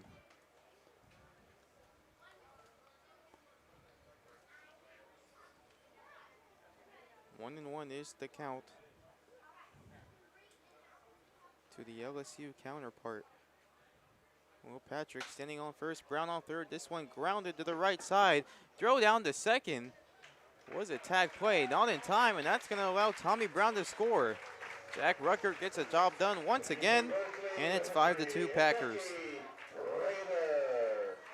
Yeah, his second RBI of the game, both of them recorded for outs, but take those runs batted in when you can. And the Packers put themselves in positions to allow outs like that to be runs. And that's one of the many factors of this team that has allowed them to be so successful. Home plate umpire now directing his partner into a different spot on the field. Not sure how that works, but just pointing it out. That's a good job. Make sure counterpart's in the right position. Call the game as best as possible. 2 away now. A great pick. Kind of had the base runner, Will Patrick, in between there. Then snagged that one behind the plate. Was going to throw down, decided not to. I think he could have had him if he did. Yeah. Patrick kind of being held on, but watch him on his secondary here at home. Watch how far he gets off here. That one, a slider fouled back. Came down a little late and bounces right in front of the catcher, Isaiah Mesger. Lucky nobody got hit there. We were talking earlier about the ricochets. That one a little bit delayed.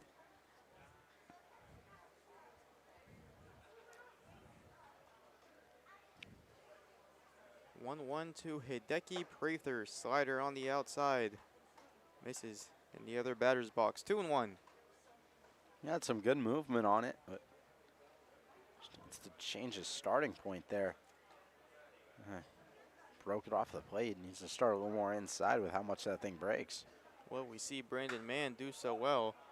So that one is fouled back. Able to start it at the front hip of the batter and bring it back in. Kind of buckles him a little bit. From an arm angle like that, it's already an uncomfortable at bat if you're in the plate. As a pitcher, if you're able to release it in the right spot, make it land at the right point, could be lethal. Especially in a ready-ready matchup.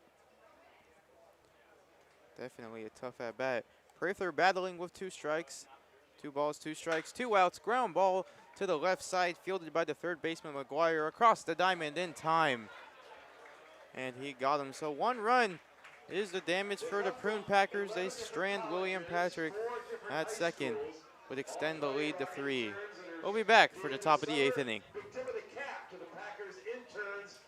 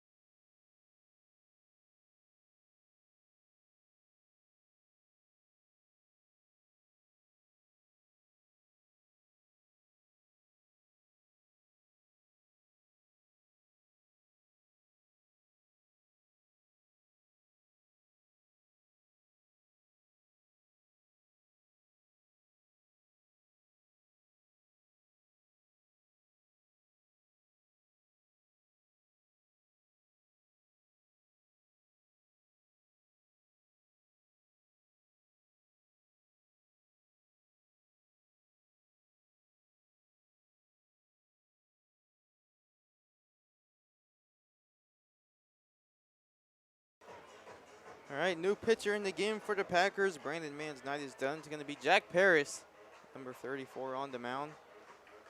Hard throwing righty. 6 batters faced, 6 batters put out for Brandon Mann. 4 of the 6 struck out. Really good night on the mound for him. Said top of the 8th as we rounded out the last inning. Was a little confusion as that one's grounded to the right side. Tough hop for Austin Ford, covering his Paris in time. Makes the play a really nice play there from the pitcher first base duo as Austin Ford points towards Paris to show his appreciation. Little confusion because we didn't hear the 7th inning stretch take me out to the ball game. We started thinking about it and we're a little confused on how we sectioned out our innings, but The ice cream and the churros are getting to us, Julian. Losing our minds out here. It's the top of the 7th, just to clarify. A 1 away and a half swing from Tyler Porter.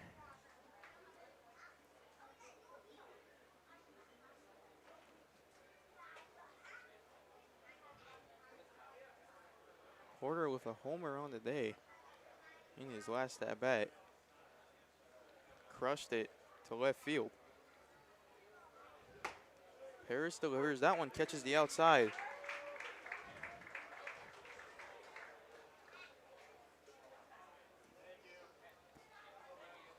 Oh, and 2 to count. Paris set up on the right side of the rubber all the way towards the righty batter's box. Delivers. Slider on the outside. Got him. Swing and a miss for Tyler Porter. And 2 away here quickly for the Pack.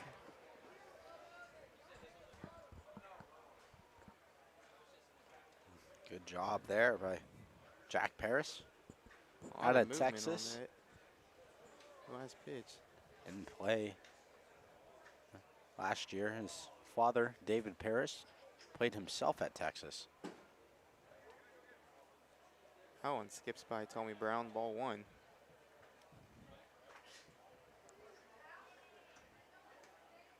Christian Obos, an RBI single. A pop out to the second baseman so far today. Only a 3-run game. You know, for what's been a really good Packer bullpen aside from yesterday, it can feel like a lot for the Chico Lone Wolves, but they are the team that were able to get to them yesterday, so there'll still be some confidence there. Swings right through that one. 2-1 to count. And bullpen working just fine so far. As we said, really well done from Brandon Mann, and now Jack Paris cruising too. 2-1 from Paris. Slider.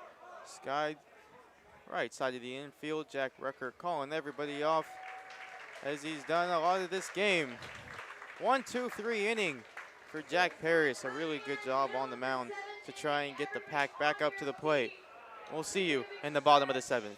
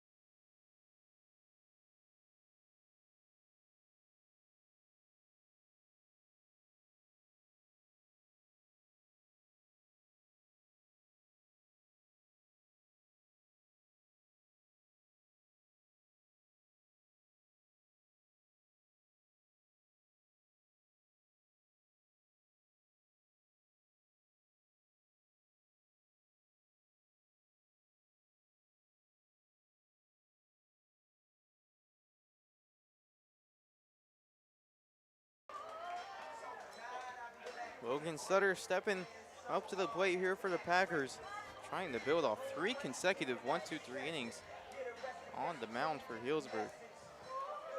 Brandon Mann and Jack Paris really putting to the pedal to the metal on the rubber so far.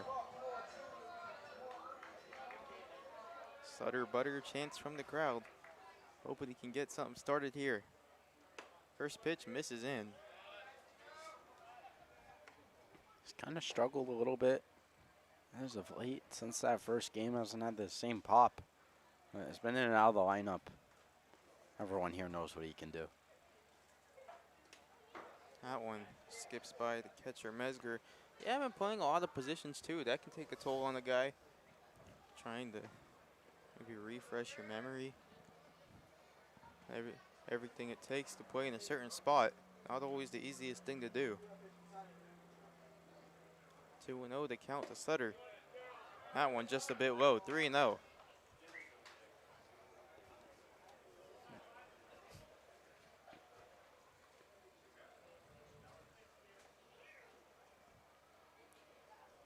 Sun's starting to creep in here at Rec Park. Fastball catches the outside part of the plate. Mesger dropped it, still got the call.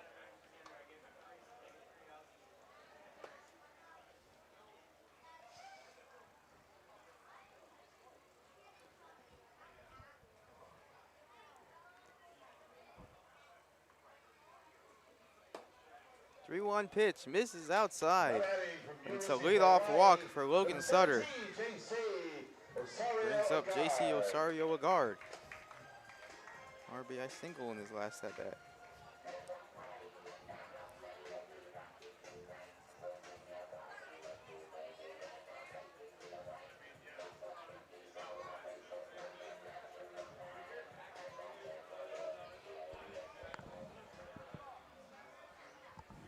Sutter with a good-sized lead off of first. Stays put. Osario Agard to the shortstop, Barnes, and it bounces off of his glove. High chopper there, just gets by. And after a walk, a single for the Packers, bringing up the slugging Matthew Wassenfort. Base knock there for Sario Agard. Job to just do a job with it there. Looks like we're gonna have a pinch runner. I believe this is Zane Kelly. Zane Kelly entering the game for Logan Sutter at second. Logan Sutter. A pinch runner trying to get some more speed on the bases. Take advantage. Keeping Sutter limited in his work. Only a 3-run ball game. Trying to score any way possible. A big swing and a miss from Wassenfort.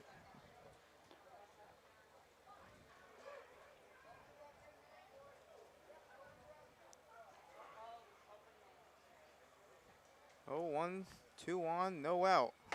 Fastball misses outside.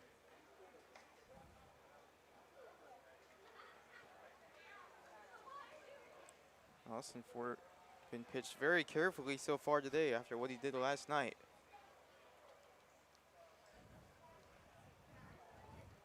Barnes checks the runner at second and comes home. Slider misses inside off the glove of Mesker. And Zane Kelly's going to take third. Osario Agard is going to take second. 180 feet this time for the Packers, and they move in the scoring position. I don't know, double play ball. Still no one out. And has to change the approach of Wassenfort just a little bit. I got some quick math there. That one wasn't too bad. 2-1 hitters count to Wassenfort. Barnes comes home. Big swing and a miss. Again, went to the off-speed pitch. And again, Wassenfort was hacking. Just missed it. Just heard Coach Gomes over at third said, hey, let's go. Do a job. And it's about those team at-bats those Packers have had all year long. 2-2. That one misses outside. Dug up by Mesger. Good job keeping that one in front of him. Anything in the air to the outfield will probably score one. Base it might score two. I mean, Wassenfort has enough power just with his hands and getting to the ball quickly where he can get it pretty deep out there. 3-2, full count. Barnes delivers. That one misses outside. After falling behind, a good job there to come back. And he'll give Will Van Wee a shot with the bases loaded. 13, Will Van Wee. Van Wee was off to a hot start of the season, but 0 for 2 with a walk in this one. No real chance in a fortuitous situation with the bases loaded.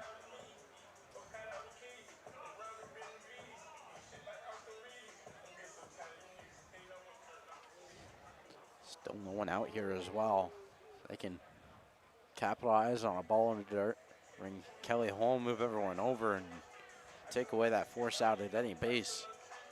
We'll see if they go infield in here too, or they try and roll the 2 ball. It seemed like they were trying to strategize on the mound. It's the third baseman, McGuire, that came in. With the catcher, Isaiah Mesger. Have a chat with Nathan Brown on the mound. No outs, bases loaded. Will Van Wee trying to do damage. Barnes comes home. First pitch misses high. Corners are in. First baseman on the grass. And third baseman McGuire just kind of in his normal spot. Really just that opposite side. Brown out of the windup. Very quick windup. That one catches the inside part of the plate.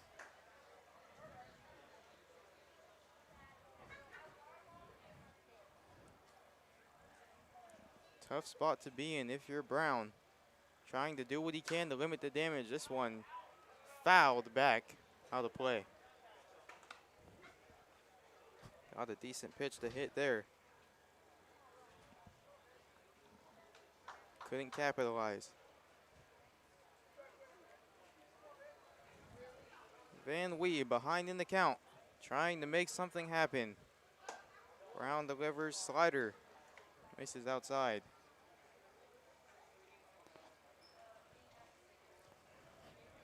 This is where the Packers have battled back in counts and done a really good job.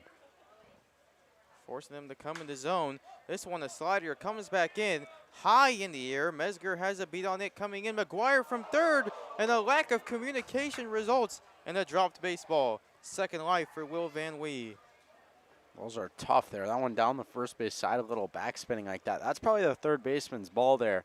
Coming in, there's a little better angle at it. But like you said, lack of communication and a gift here for Van Wee. Let's see if he takes it with open arms.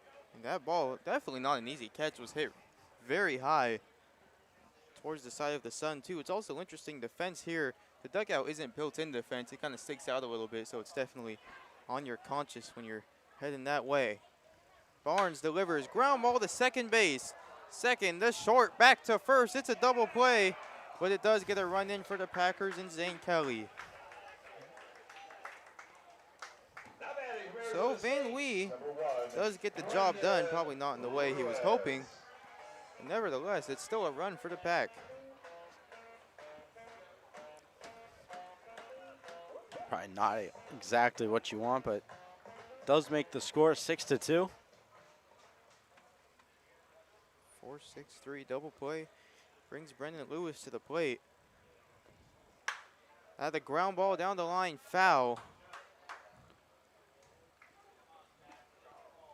Just missed staying fair. Almost caught Osario Agard on the way down. I mean, almost the best case scenario if you're Brown on the mound. Only other would have been a strikeout or if that infield fly was caught. Delivers with 2 outs. This is a sharp line drive to the shortstop. Barnes throws across the diamond in time. Hit hard from Brendan Lewis. Just didn't find the hole. The Pack tackle on one after having the bases loaded, a 4-run lead as we head now to the top of the 8th.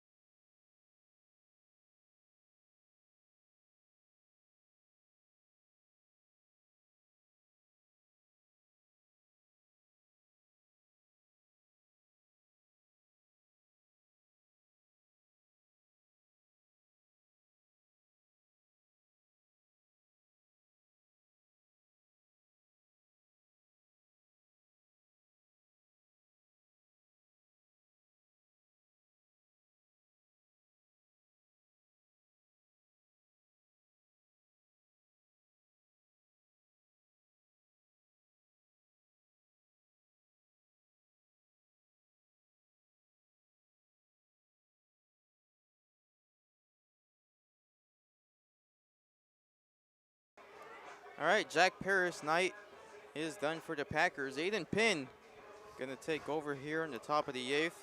Grant McGuire leading it off for the Lone Wolves.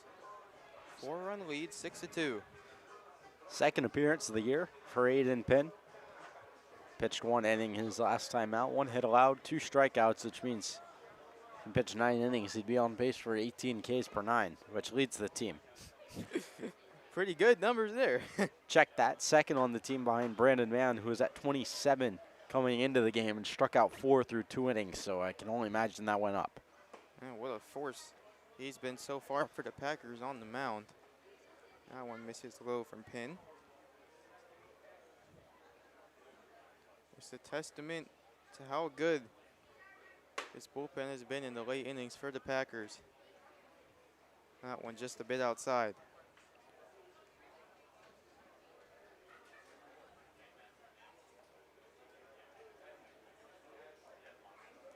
Pinn over the head windup, comes home. That one in, 3-0. The count to McGuire. McGuire popped out to the second baseman, strikeout looking, and then a strikeout swinging his last time at the plate. Pinn delivers, missed by Tommy Brown, and ball 4. Tommy probably tried to bring that one back in as best as he could, and just a little bit too quick there. I'm trying to do some math on Brandon Mann. And we know math's a struggle for me, but I mean, 6 strikeouts in his 2 innings pitched so far, and then 4 today. 10 in 4 innings pitched means he's basically striking out everyone he faces. I mean, you said it best. There is a reason we're both on the headsets. Jackson Blakely stepping in now. Almost the same line as McGuire just flipped. Pop out to second in his first at-bat. Strikeout looking in the second. As that one is booted at short by Brendan Lewis. It was going to be a tough play either way with the speed of Blakely. Just couldn't make it happen. Pop out to second in his first at-bat. Strikeout swinging in his second at-bat. And strikeout looking in his third. McGuire pop out to second in his first at-bat. Looking in the second at-bat. And swinging in the third. They both reach base. Opposites there. Here in the 8th. Isaiah Mesger to the plate now. 2 singles on the day. That one misses high. Sun's starting to go down here. Beautiful little sunset. This is the time when it can be harder to get the ball out of the yard. Wind still blowing out towards left field. Pinn falls behind again. 2-0.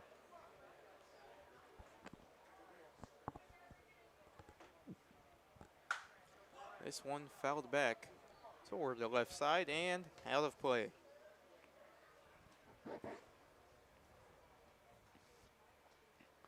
Big at bat here for the Lone Wolves. Tying run stands on deck. In the 4-hitter, James Barnes. That one misses low. Of course, Barnes, player of the game for the Wolves last night. Homer to the backside, double to the backside, and an RBI single to go along with a 3-for-4 masterful day at the plate. 3-1 count to Mesger. Pinn comes home. That one low. And with the power hitting slugger coming to the plate for the Lone Wolves, we're going to have a mound visit here. Try and settle Pinn down a little bit. 3 straight bases surrendered. You really got to give this Lone Wolves team credit. First game of the series, they limit the Packers offense to only 8 runs, which was the first time all season they had scored under double digits. Second game of the series, they scored 6. Pitching struggled a little bit, but after that 6-run first inning, they were able to recover decently. Just not enough on offense yesterday, and now here today, they get the tying run to the plate in the top of the 8th inning. And this is a big spot here for, like you said, yesterday's best bat. That one caroms off the back of the wall and sharp as Tommy Brown collides with the blue behind home plate. Trying to get back in time. Just looking a little wild out there now. McGuire Wasn't coming home off at third, but that would have been interesting if he was coming home and we had a collision. Would have just been whatever the play at the plate ended up being. That one's ball two. Ruling on that is the umpires are part of the field of play. If a ball goes off of him in fair territory, if he runs into a player like that there, play on. Pin working a little quick, trying to settle down as that one is fouled off. Gets a strike. Really just cannot afford a walk here. Of course, a walk would get the Lone Wolves down by 3, keep the bases loaded, and bring the leading run to the plate. Zane Denton, that one fell back towards the Packer dugout. And one of the Cal players on this squad. He played last year in his freshman season there. Tall in stature, 6'4", in a tough spot. Has Barnes in a 2-2 count. That one gets away from Tommy Brown. Coming home is Grant McGuire. He's going to score with ease. And not only a 3-2 count, but now only a 3-run lead for the Prune Packers. Still 2 runners in scoring position with none away.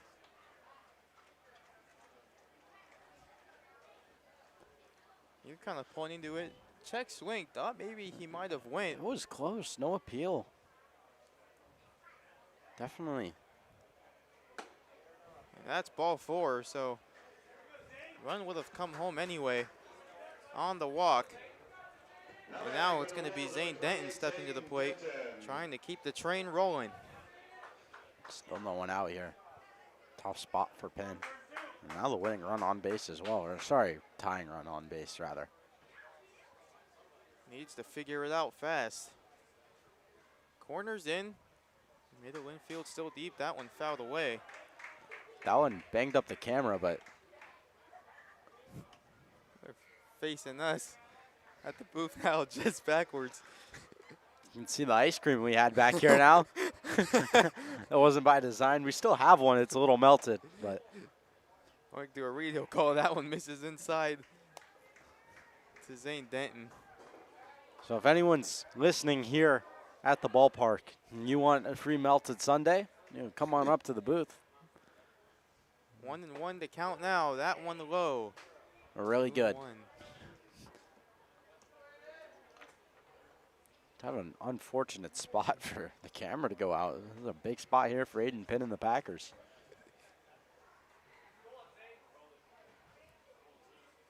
2-1 pitch. That one lined in the right field. Gets by the first baseman, Austin Ford. That's going to score 1. That's going to score 2. When it's booted by Van Weyen right, it's going to score off 3. Heading to third is going to be Zane Denton. And a bases clearing RBI triple, tying the game for the Lone Wolves. Unbelievable. What a comeback. One great swing as well. This one might be ruled a double with an error maybe, but nonetheless, 3 RBIs, a big bases clearing extra base hit for Zane Denton to get his team right back in this. And now Aiden Penn with still no one out. We're struggling here on the bump. Penn with a chance to give the Lone Wolves a lead. Fouls that one back.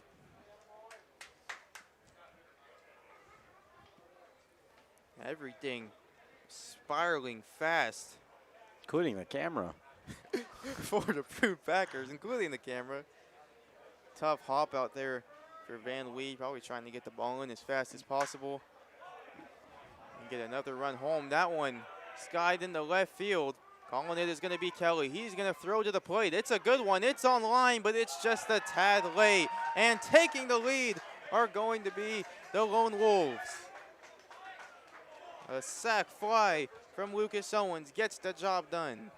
Now batting for the Wolves, number 6, Wyatt Denton. What a game we have here. Came all the way back.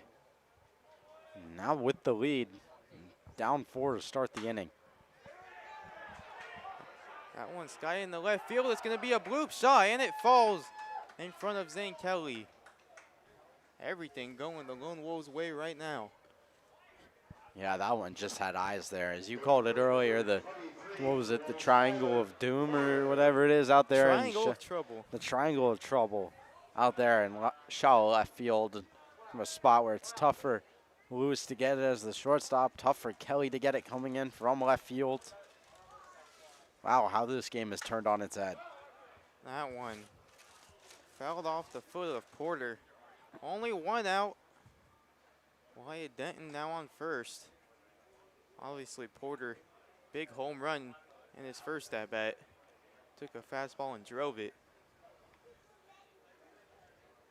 Really just a great at-bat from Zane Denton. Lined that ball the other way. Hit super hard. Austin Fort never had a chance.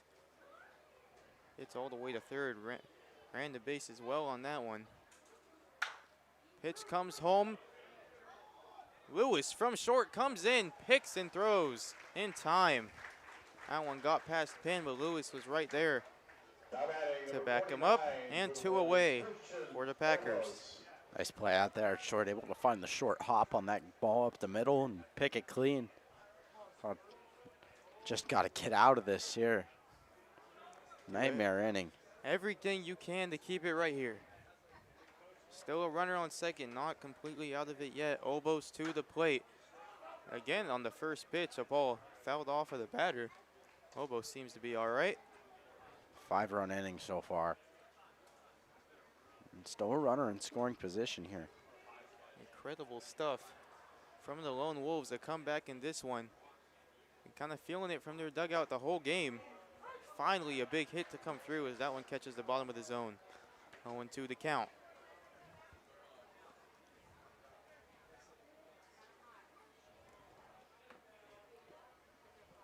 Pin comes home. That one in the dirt. Misses low. Good job from Tommy Brown to keep it in front of him.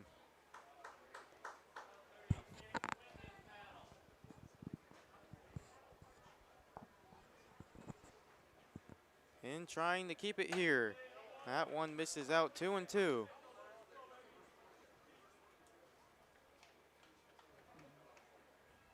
Packers, given the score stays right here, we'll have 6 outs remaining to try and put 2 on the board and retake this lead. Pin misses in on the hands. 3-2. Had leverage in the count just like that. Lost it.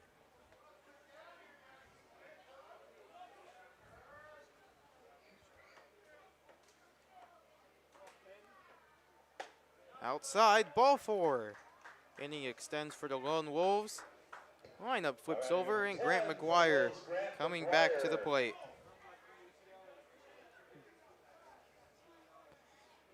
Just can't be giving out this many free bases. A couple wild pitches, couple walks, but just having a hard time finding the zone. That one chopped foul.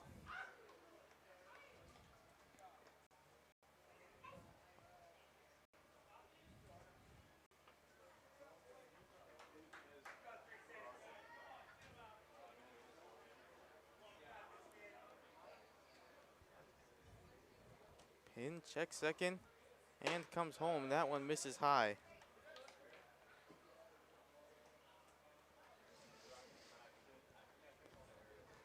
Grant McGuire at the plate. Runners on first and second, 2 away. Big inning from the Lone Wolves. This one grounded to short. Jack Rucker stays down on the hop. And just like that, the Packers are out of it. But a 5-run inning to regain the lead, headlined by a bases-clearing triple from Zane Denton. The Packers offense trying to go back to work and get it back. We'll see if they're able to do it as we head into the bottom of the 8th inning. Logan was the Pacific Empire League's most valuable hitter in 2025. Best of luck.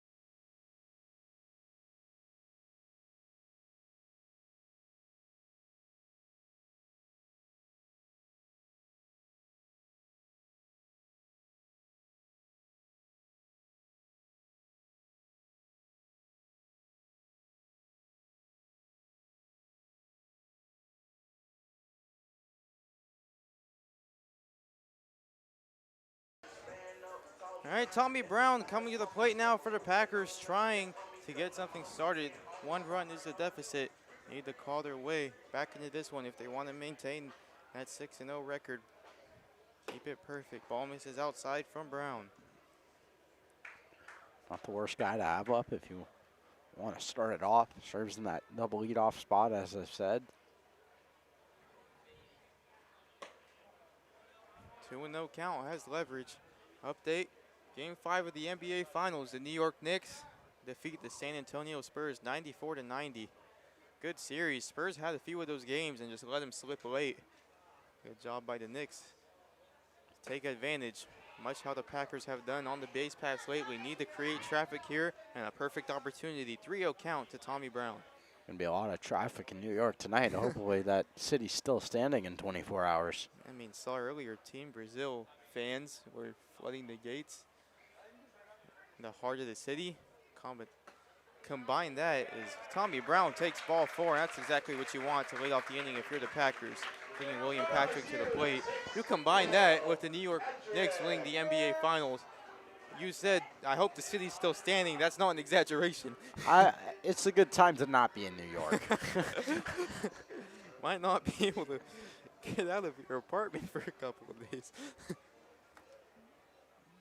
Gonna have the parade there soon as well. A lot going on. Poor timing with the World Cup, you could say, I guess. I mean, but First time since 1973 the New York Knicks have won the NBA Finals. William Patrick takes strike 1, 1-1 to count. Tommy Brown already has a stolen base over on first today. See if he uses the speed now. Trying to move into scoring position maybe. Would be a good time to do it. Not a very sizable lead off of first. Big secondary doesn't go. That one back up the middle, speared by the pitcher Brown. Short, back to first, and a twin killing double play for the Lone Wolves. What a phenomenal job from Nathan Brown. An on-target throw to Barnes at short, and Lucas Owens caps it off with the catch at first. Brutal luck if you're the Prune Packers.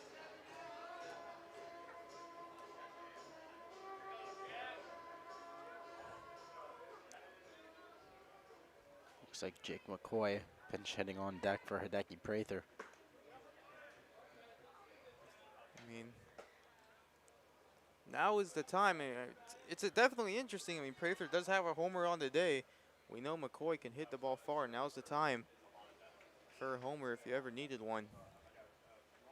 Poplin out and tied the game. Rucker down in the count. That one misses outside. Prather worked some good at-bats this game, too. There's a home run, a walk, and a single. 2 for 3 with that walk. Interesting. See if they like the matchup better or something. That one misses down low. Rucker thought about it, decided against it. Really, all the position the Packers have become accustomed to being in. See how they're able to respond. 2-1 to count, 2 away. That one lined sharply the other way towards the Packer bullpen. And the land just short of the fence. Kick off of it, but it's foul.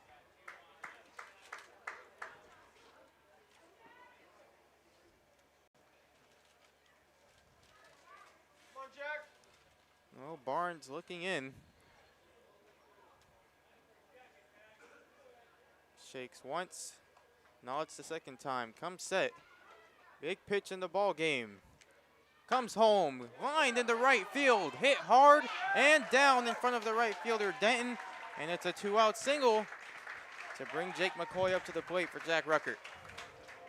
Now batting, San Jose State University, number 9, Jake McCoy. Well, McCoy, we've been waiting on to get going. Had the line drive in the left field last night. Brought some runs in for the Packers. A really good swing. Now would be the time for another one. First pitch misses out.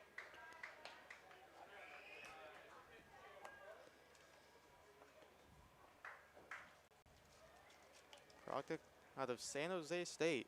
Hit 297 this past year.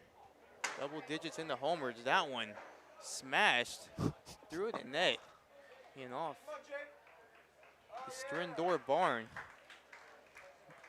Some steam on it. And I'm not sure. McCoy's taking first. University of San Diego, number 8, Zane Kelly. Catcher's interference Catcher's is going to be the interference. call. He hit the catcher's glove on the swing. That could be a pivotal call in this game. So not something you see too often. Now Zane Kelly has a chance to take the lead back. I was, a bit confused at first. I was like, McCoy just hit a foul ball that hard and it hit his hand. I'm surprised he's not in any pain. But ends up being catcher's interference. And as you said, now a runner in scoring position for the Prune Packers. Big spot in this ball game.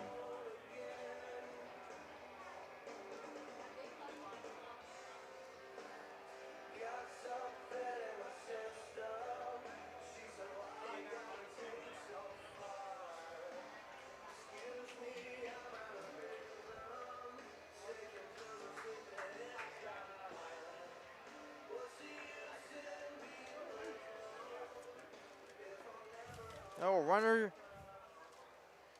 on second. 2 away, Zane Kelly steps to the plate. First pitch hit high in the left field. Chasing is Obo, still going, and he makes the catch in foul territory. Kelly went after the first pitch on the outside. Did not work in his favor. Tried to take it the other way. Just skied it. And more than enough time for Obos to make the catch. Oh, the Packers strand two as they try to get it back. We're going to head to the 9th inning now. It'll be pivotal for the Packers if they want to try and stay perfect.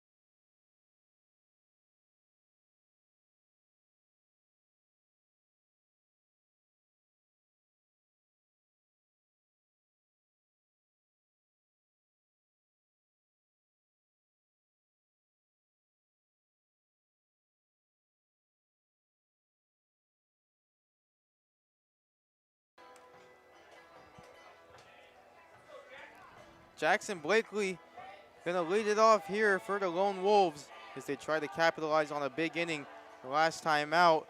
Top of the 9th, pivotal for the Prune Packers, and here to tell you all about it is my partner and colleague, Easton Stockford. Yeah, thanks, Julian. And Simon Lemke went just last night. Right, back out there on the mound. There's that Chris Sale type release.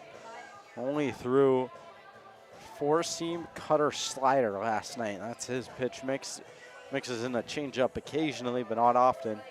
And they need him to work well here. Yeah, not very often, especially in Summer Bowl.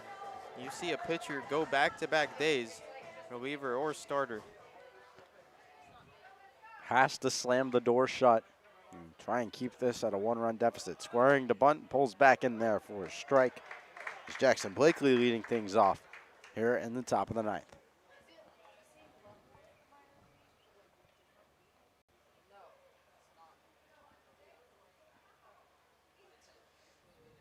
A 1 count. Lemke set, fires. That one, a slider outside.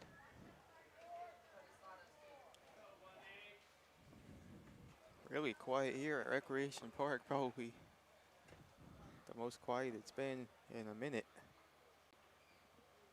Hoping the Packers can pull through. 1-1, fouled away.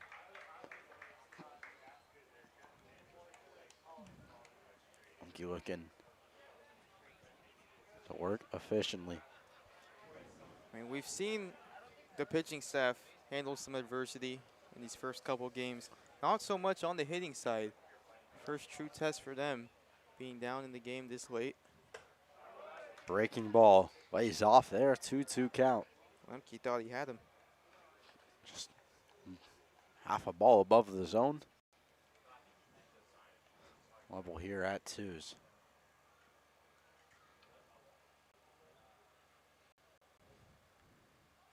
The deuces from Lemke, fouled off again. Blakely will stay alive. Really battling hard at Chico Lone Wolves. That one at least a foot off the plate. Just got the hands out there and able to spare it. Throw all the way from out of play from Matthew Austin before it reached the Packer dugout. On a hop there. 2-2, no one out. Good arm from the first baseman. Lemke trying to put Blakely to rest. On its way. That one just misses outside. Good job here from Blakely to work the count to full. It's been tough for the Prune Packer staff tonight. A lot of counts they've been ahead in and then fallen behind. Lone Wolves have taken advantage. Payoff pitch. Lemke set. Rocks and fires. And that one gonna be a walk. So Blakely will reach via 4 balls, and Isaiah Mezger will step up 2 for 3 with a pair of singles on the day. Tough look for the Packers right now on the mound. Lacking a bit of confidence after a big 5-run inning in the 8th from the Lone Wolves. 0-2. And Sky down the left side. Well, foul. 1-1 count.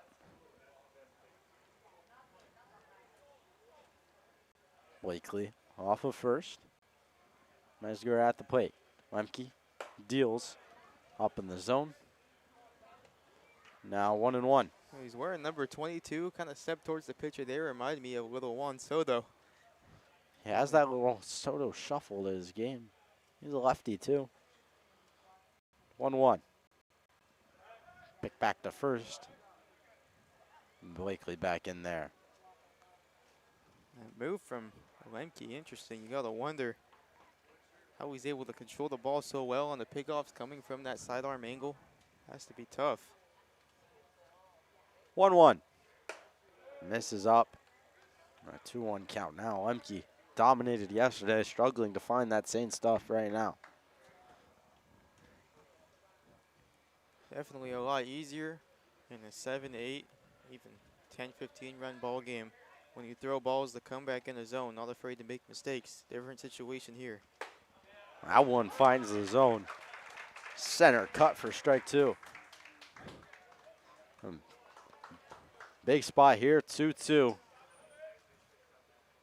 Runner off of first, no one away. Packers trail by 1. Lemke checks to first on his way home. That one lifted into left field. Zane Kelly will make the grab out there and fire it in. And 1 away here as Lemke gets 1 step closer to putting the Packers back at the plate for their final 3 outs. Sounded good off the bat. Took a hard fastball the other way. It's kind of died off right into the glove of Zane Kelly. Positioned perfectly. Barely had to move.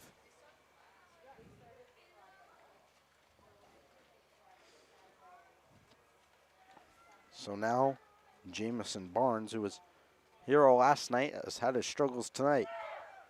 Runner goes, Brown, throw to second, he's in there. The stolen base from Jackson Blakely, who has some wheels, as Tommy Brown can't track him down. Double play ball snatched away and a runner into scoring position. That one bounced out of the glove of Ruckert. Thank goodness he was even able to get a glove on it. Lewis wasn't behind him just yet. Could have been disastrous for the Packers. 1-0 after the ball high. That one finds the zone. Right at the bottom rail. Look at the Lone Wolves kind of giving the Packers a taste of their own medicine. Now credit to the Packers. The Wolves were not doing a great job of holding them on. Able to take advantage. Lone Wolves steal it right back. Lemke comes home. That one misses. Blakely has some wheels out there. He's beat out a couple ground balls this series. He has 2 stolen bases now as well. Outfield, middle, deep. Infield, straight on. 2-1. Out straight back. If you're coaching in this position, you maybe consider bringing your outfield in a little bit with the strong arms out there. Try and cut them off at home if there's a base hit. I think left field is in a little bit. It looks like Kelly's playing pretty shallow for how short that fence is. Maybe just to the pole side. Trying to keep stuff out of the gaps. 2-2. One up and away again. And if you do walk him here, the opportunity for a double play presents itself, but an out would be big. The Packer faithful trying to stand behind Lemke. Full count, big spot here for Simon Lemke. Payoff pitch on its way. Fouled straight up, we'll do it again.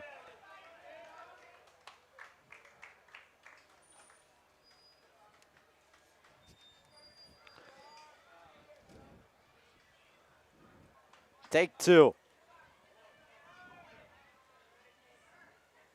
Lemke set the payoff pitch once more. Again, fouled straight back.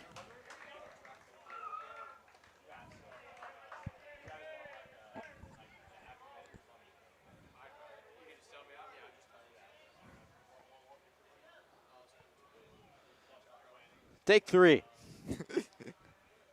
Third time may be the charm for someone, but who will it be? 3-2. Lemke fires. Lined into right field. Crashing in. Can't get it. Van Wee will hold up. He fires. Home play at the plate. Not in time. Another run comes across to score on the RBI single from Jamison Barnes. Phenomenal swing there from Barnes. Takes it the other way again. Tough play for Van Wee. It was top spinning. Got a little closer than maybe even he thought he would. Potentially had it if he laid out, but good job keeping it in front of him at the bare minimum, keeping the runner at first. A count reset for Zane Denton.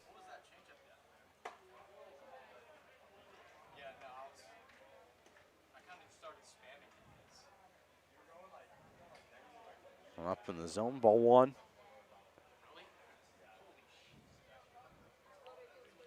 1-0. Barnes off of first. That one grounded through, another knock. This time Zane Denton.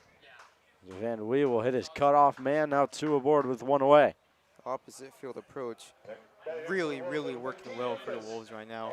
They've reached a point offensively where they're just finding every hole, no matter where it's going. Now Coach Gomes coming out to talk to Lemke.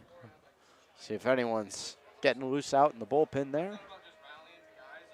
Lemke went yesterday. Looks like maybe it could be catching up with him. One already across here in the top of the 9th. 2-run lead now for the Chico Lone Wolves. You know, it can be tough to go out there back-to-back days as a reliever, especially if it's been a little while since you've been on the bump. Heard Coach Combs mention in the first press conference how some of these guys haven't been on the rubber in potentially up to a month. Going back-to-back days can be a struggle. So 2 aboard, runners on first and second, 1 away here in the 2-run game Lucas Owens, the man with the bat in his hands.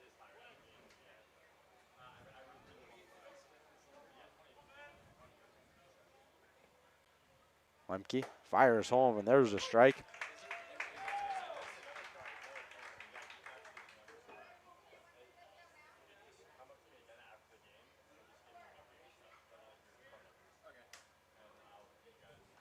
No one count. Lemke stares a man down at second, comes home with it inside corner, called for a strike. Good pitch there from Lemke. Backs him off the plate a little bit and catches the corner. Owen did just catch the outside of the zone. Oh, no, 2 count. Lemke looking to bounce back. That one grounded right side. A guard picks it on a hop, throw to first. That'll be the second out of the inning as Austin Fort looks everyone back. Really strong throw from Osario, a guard. A lot of the times you see third baseman coming in, have to make a side throw. It can end up in the dirt or over the head of the first baseman. That one straight to the chest and on target. Big second out. Now the ball taken away from Lemke. We will get a new arm. Wait to see who it is. Looks like Jaden Ferguson out of Texas is going to be coming in. Most pitchers the Packers have used in any game yet.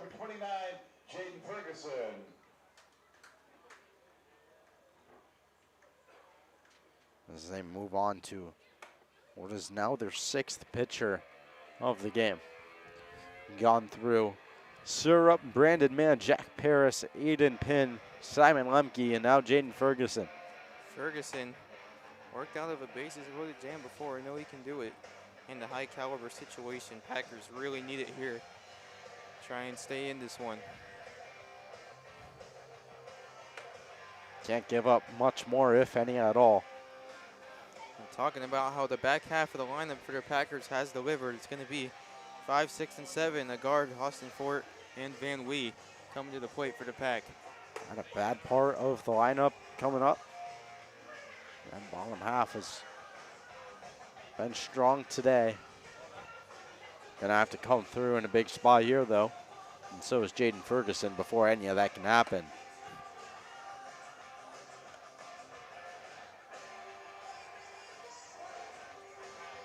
Send the righty. Works mid-90s.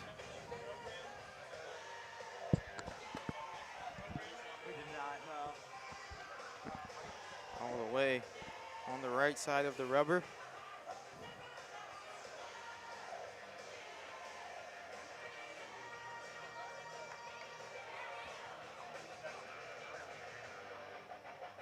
Once again, number 6, Wyatt Denton. Wyatt Denton will step in, 2 in scoring position, 2 away. The biggest at-bat we've probably seen this game. He can drive a base hit here and score 2. Could be the dagger. Ferguson, first pitch of his outing, cut on and missed. A big swing there by Denton, blew it right by him. This is a matchup you love to see. That was power on power right there. Trying to go into the seats. And Ferguson trying to go straight through the glove of Tommy Brown. 0-1. That one cut on and missed. Again with the cheddar right past him. I mean, it just catches up on you so quickly. It's a blur out there. Deep breath from Ferguson. Righty dealing to the lefty. 2 strikes, 2 out. Trying to strand 2. Best on best. Here's Ferguson. Just missed outside. Good pitch there. Try and get him to chase. 0-2 count. Had the waste pitch and used it. 3rd straight fastball. 1-2. Maybe he'll switch it here. On its way. That one flared right side and guard makes the grab. Big spot for Jaden Ferguson to get out of the jam, but 1 run comes across for the Lone Wolves. 8-6 to score. 3 outs for the Packers to start a comeback of their own. We'll be back. Don't go anywhere.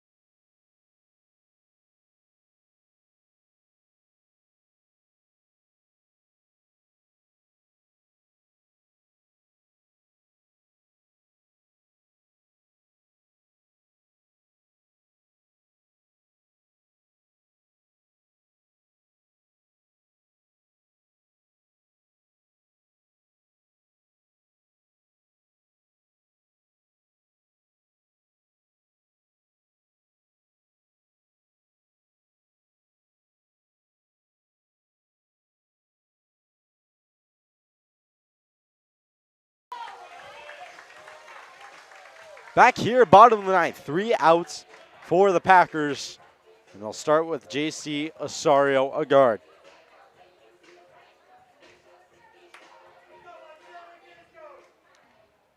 Guard 2 singles, including an RBI single and a walk on the day. First pitch to him in the dirt. It'll be ball 1.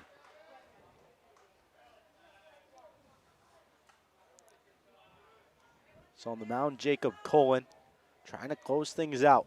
Another Butte Junior College guy, 6'1", 200 pounds. He'll face a righty first, 1-0 count. That one misses, 2-0, and a good start to the first at-bat of the inning. The spot where the Pack need to come back. Just need to put pressure on the base paths. Give themselves a chance to do what they do best. Fouled away on the 2-0 hitters count.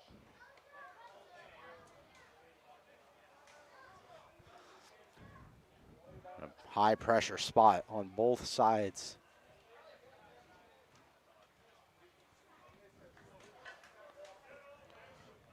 Matthew Austinford on deck. 2-1. Inside, the guard lays off, and now a 3-1 count. Any way to get on base here would be a good one.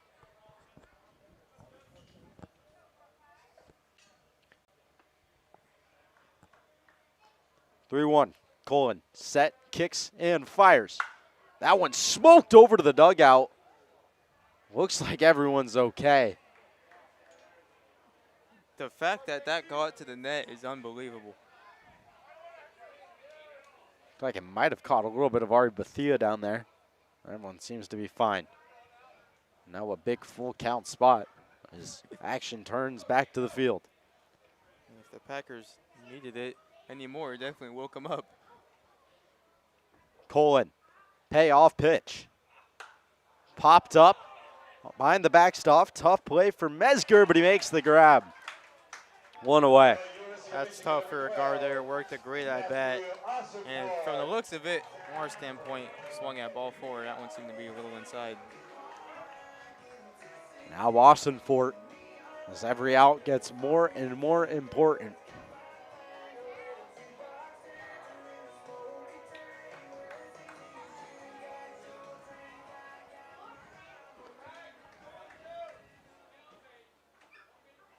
Set to be on deck is Dane Morrow. Behind his fellow Michigander, Austinford. His first pitch is down for a ball.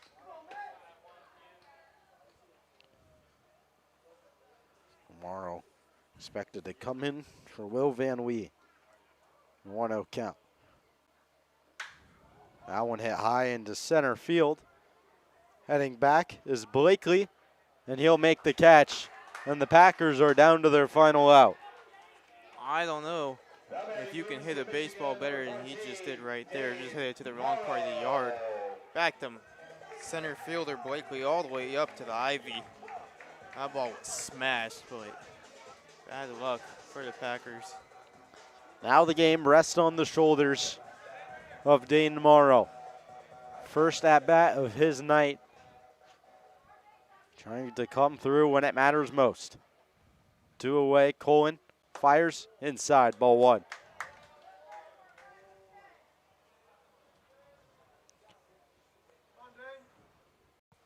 Lewis on deck. Had a home run last night. 1-0. Inside, almost got him.